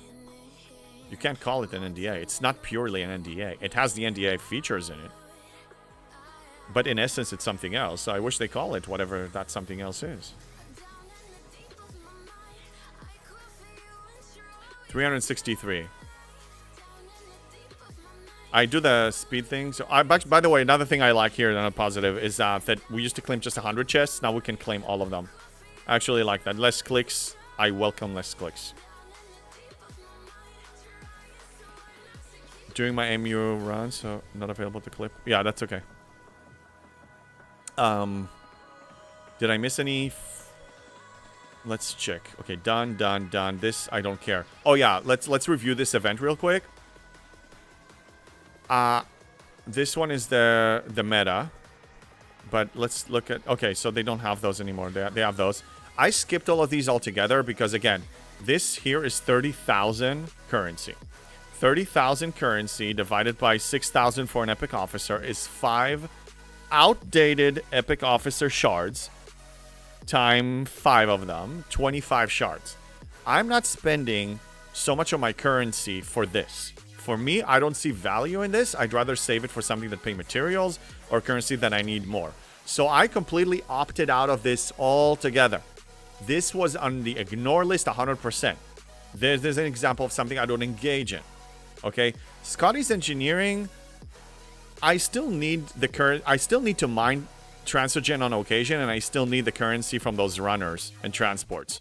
So I just use this as an excuse to do it, and I get a little bit of a rebate for it. And which this rebate is actually good. This was 150, 160 G6 rare. That's very good. And we got 1 or 2 of them every day. This was lovely. Now, yesterday they did a heroic. And the problem I have with the heroic is that you ask me for double the effort, but you don't give me double the rewards. So they give me the same amount of mats as a regular, but they do add this, I guess, for the heroic. But I think that this is such a low amount that it doesn't justify the effort. But for me, because I am a strong player, I just sent 3 ships on auto farm. I completed it being AFK. I was okay with that. But in general, I say, and I said it before, if you give a heroic event, then you need to reward me actual heroic rewards. Double the effort, double the rewards. Triple the effort, triple the reward. That's the way it's supposed to work, Scopely. I'm not lowering my standards on that one either. This meta is just honestly just a side perk. I don't really care so much about Scotty. He's a one-trick pony when it comes to this this meta arc, which, you know, this whole Transogen thing. I really did it for these SMS. These SMSs were lovely. Lovely. The great rewards as far as, you know, materials. Sancho, well, law says the information that the NDA protects needs to be clearly defined, not vague. No, the vague part in the NDA that I was referring to, Sancho, is that you have to be presenting Scopely in a positive light or else.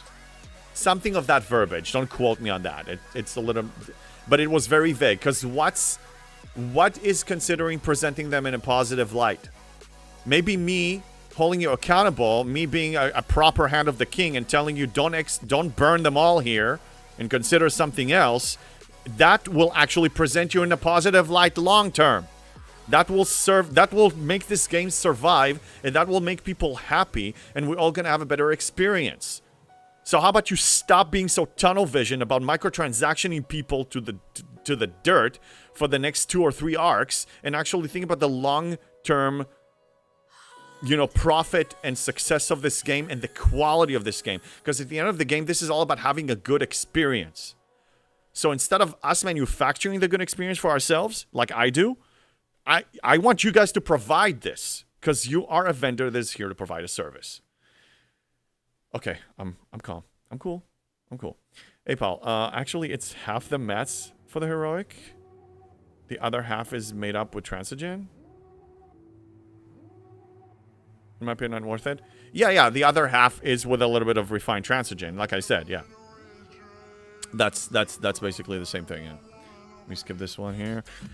We needed more events that pay ore and power steel. There's a lot of crystal and some for gas, but enough for ore.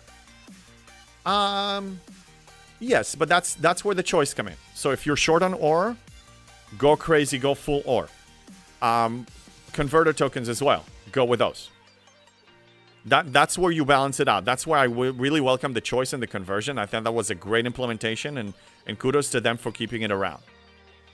Really, good job on that one, Scopely. I'm happy with that. Please don't take that away. We needed more events that pay ore and power steel. Yeah, I just read that. what I like about Crystal is that you get double, and you can convert it with regular conversion and bonus conversions. And I mentioned that on one of my YouTube videos a few months ago. But yeah, always rebalance. Always see, what do I need? What am I pushing now? For me now, I do need Sigma Tritanium. I do need to convert some things. The Crystal, you know, I'm probably going to upgrade my miners just so I can... I have enough income, but I want to actually generate more so I can graduate mining G6. Because when G7 comes out, I'm not going to be available to mine G6 anymore. So I'm building up a G6 stash right now. Ranting but not helping. A business needs an income, not just free-to-play players. Erwin, I agree with you. I agree with you. I'm not saying don't spend on the game. I'm saying support the company that does a good job.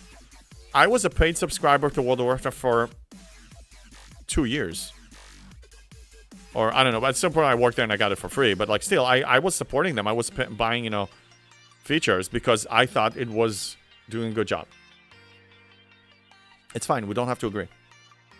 I say spend the game and support the company if you think they're doing a fantastic job.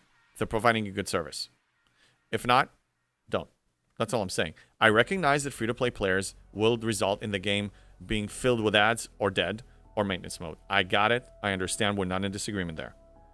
I'm just saying that me just paying the money to keep the game alive when they're doing a bad job is not okay. In order for us to evolve and get to the greater good, then we need to get to that point that we're cornered and our back is against the wall, and then we're going to evolve to something greater, or we will see, or it will cease to exist. Yes, income means anything from 0.1 to 99.99, but it seems anything of real value is 99.99. Oh, Sancho, at least one. A lot of things cost multiple packs. People will tell you that every module on their legendary ship or their high tier Epic G6 ship costs multiple packs. Multiple. So just 99.99 is the most they can charge, according to the, you know, Apple Store and whatever other, maybe. Anyway, that's the most they can charge in one punch, but they sell a lot, you know, multiple of these to get real value. Like to tier up to max certain officer, you need to buy multiple packs. We are not in disagreement that the business needs to make money. I think where we have a disagreement is why you're spending the money. The reason behind why you're spending the money, that's where we disagree. And what you spend it on is what we probably disagree here. And I'm fine with us disagreeing. I'm not looking for a community or high council or hand of the king that just agrees with everything I'm saying. I think that's not smart of me to actually surround myself with that. So devil's advocate and people with different opinion, I welcome them any day of the week. Redstone, when is G7 expected to drop? I'm only 67. Still a long way to get to 70. Redstone on YouTube, welcome in. It's all speculation. I'm basing it on historical data that usually every 2 years around October is when they release new grade levels. So about 2 years ago in October, they released G6. And 2 years prior to that in October, around October, they released G5. That's my guess. And Erwin, yes, we're talking about the same thing. People asked. Sancho, I still believe that if they would have prices slashed by at least 50%, would give more players an incentive to spend. I don't think so, because I mean, you can buy a battle pass for $20. That's not a lot of money.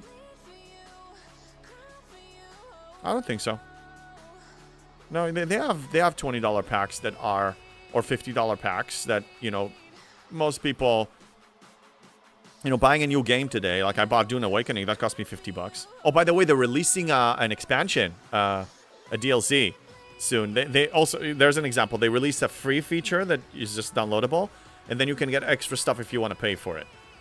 But yeah, it's exciting. They're actually releasing more content, and I'm super excited about that. I hit the deep desert now. I graduated all the Haga Basin stuff, and I'm at the deep desert, and it's really exciting. Maybe I'll try to stream it again one time, or just, I don't know, just a little bit. How much does a typical furry costume cost?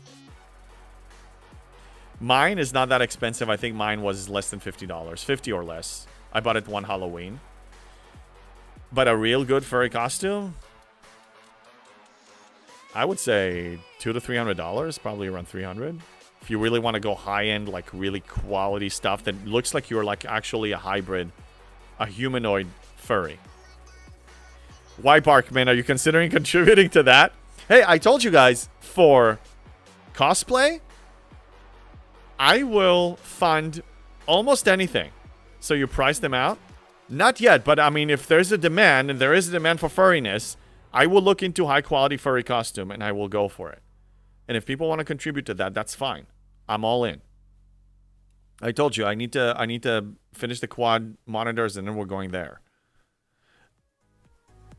But yeah, if people want me to wear a furry costume, look, Bomb Diggity donated $500 tip one time in one punch and wanted me to put on the furry costume with the furry mask, and I did. You know, it's okay. That's it's entertainment for everybody. So you're not a furry, but $20 is $20. Yeah, I suppose. Kinky. Can you wear your furry costume to archery? I can. So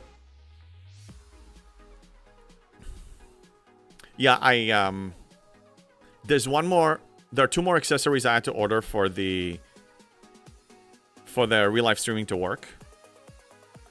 And they're on the way and I should get them in a few days. So I'm hoping that next Sunday, not this Sunday, next Sunday, I can go for my first real life stream run to the archery range. Maybe. Okay. Don't quote me on that, but I'm so close. Like, I basically, the hardest, you know, puzzle piece, like just figuring it all out, all the dynamic, the technical stuff is figured out. Now it's just a matter of getting the accessories and do a final test and I'm ready to go. But yeah, I can totally see me cosplaying and doing real life streaming as a cosplay and archery and climbing trees and all of that. Like, we're gonna go, like, I have so many plans. Sometimes it's funny, I love the creative process so much that sometimes I end my day, not even a streaming day, that I was so involved in developing this that my brain is still, the wheel is still spinning. I can't sleep because I'm still running scenarios and like ideas. And I need to do like nighttime meditation to actually stop my brain from working. Otherwise, I'm not going to sleep. So all these ideas are there and I'm so excited I can start.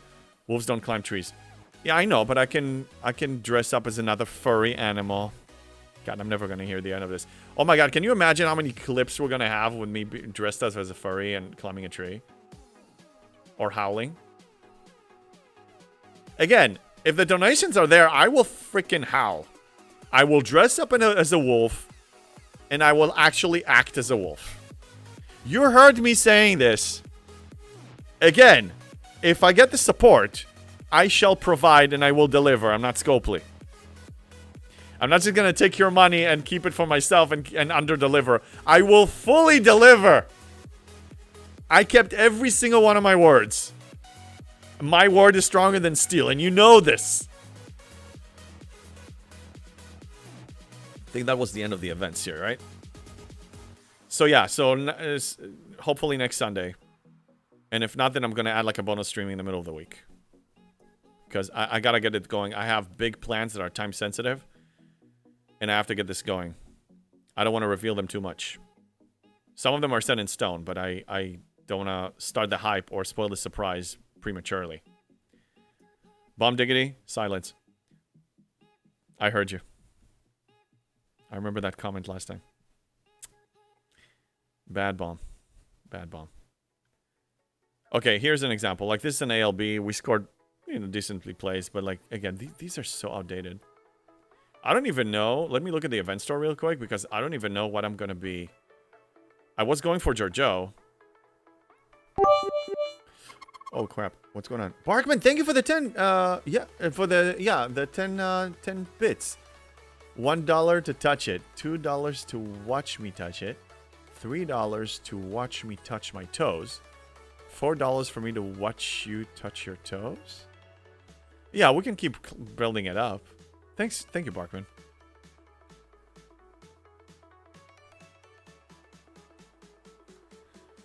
Yeah, we're getting there. We're getting there. It's a movie quote. Okay. Which movie? Save me the Googling. Okay, so, Alok, no, I'm not going for the rares. Rares are gonna be, it's only epics. So it's gonna be Giorgio or Anorax. Anorax is okay, but Giorgio, I think I want to get her to tier 4. So right now, I'm probably still going Giorgio. Let me check the other ones too. Breakfast Club? Beer Fest? Okay. These are PvP. A lot of them, we have so many... Yeah, these are all sourceable in a consistent manner. And the PvP ones, I'm getting them in other places. So, okay, Enterprise Cruise, these are outdated. Now we're getting to the outdated realm. Okay, so far, Giorgio is still the winner, but I'm still checking just to see if I overlooked something. Yeah, PvP. Again, sourceable. Definitely old and outdated and sourceable. Galaxy Quest. That is interesting. Possibly DeMarco to push her to the next tier. I still think Giorgio. I got all the Armadas thing figured out. I'm telling you, Apex, the Apex battle mechanic is just the beginning. It's still, we have so much more of it coming. Jurassic Mike, that's a Beer Fest reference. Okay. Never watched it. That's why I didn't recognize it. All right. I think, yeah, we're about 3 hours. I will be online 9:30 tomorrow, but I want to see if we can raid somebody. Alt tabbing. Let's see who's on. I want to see. Sim category. We have DJs. We've been raiding him a bunch of times. And some other people that I don't know.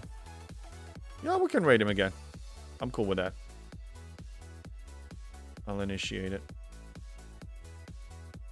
What, Rachel Garrett? Yeah, but she's rare. Erwin, no, thank you. Thank you all. Thank you for the subs. Thank you for the donos. Thank you for the bits, for everything, for hanging out. Just hanging out here, supporting.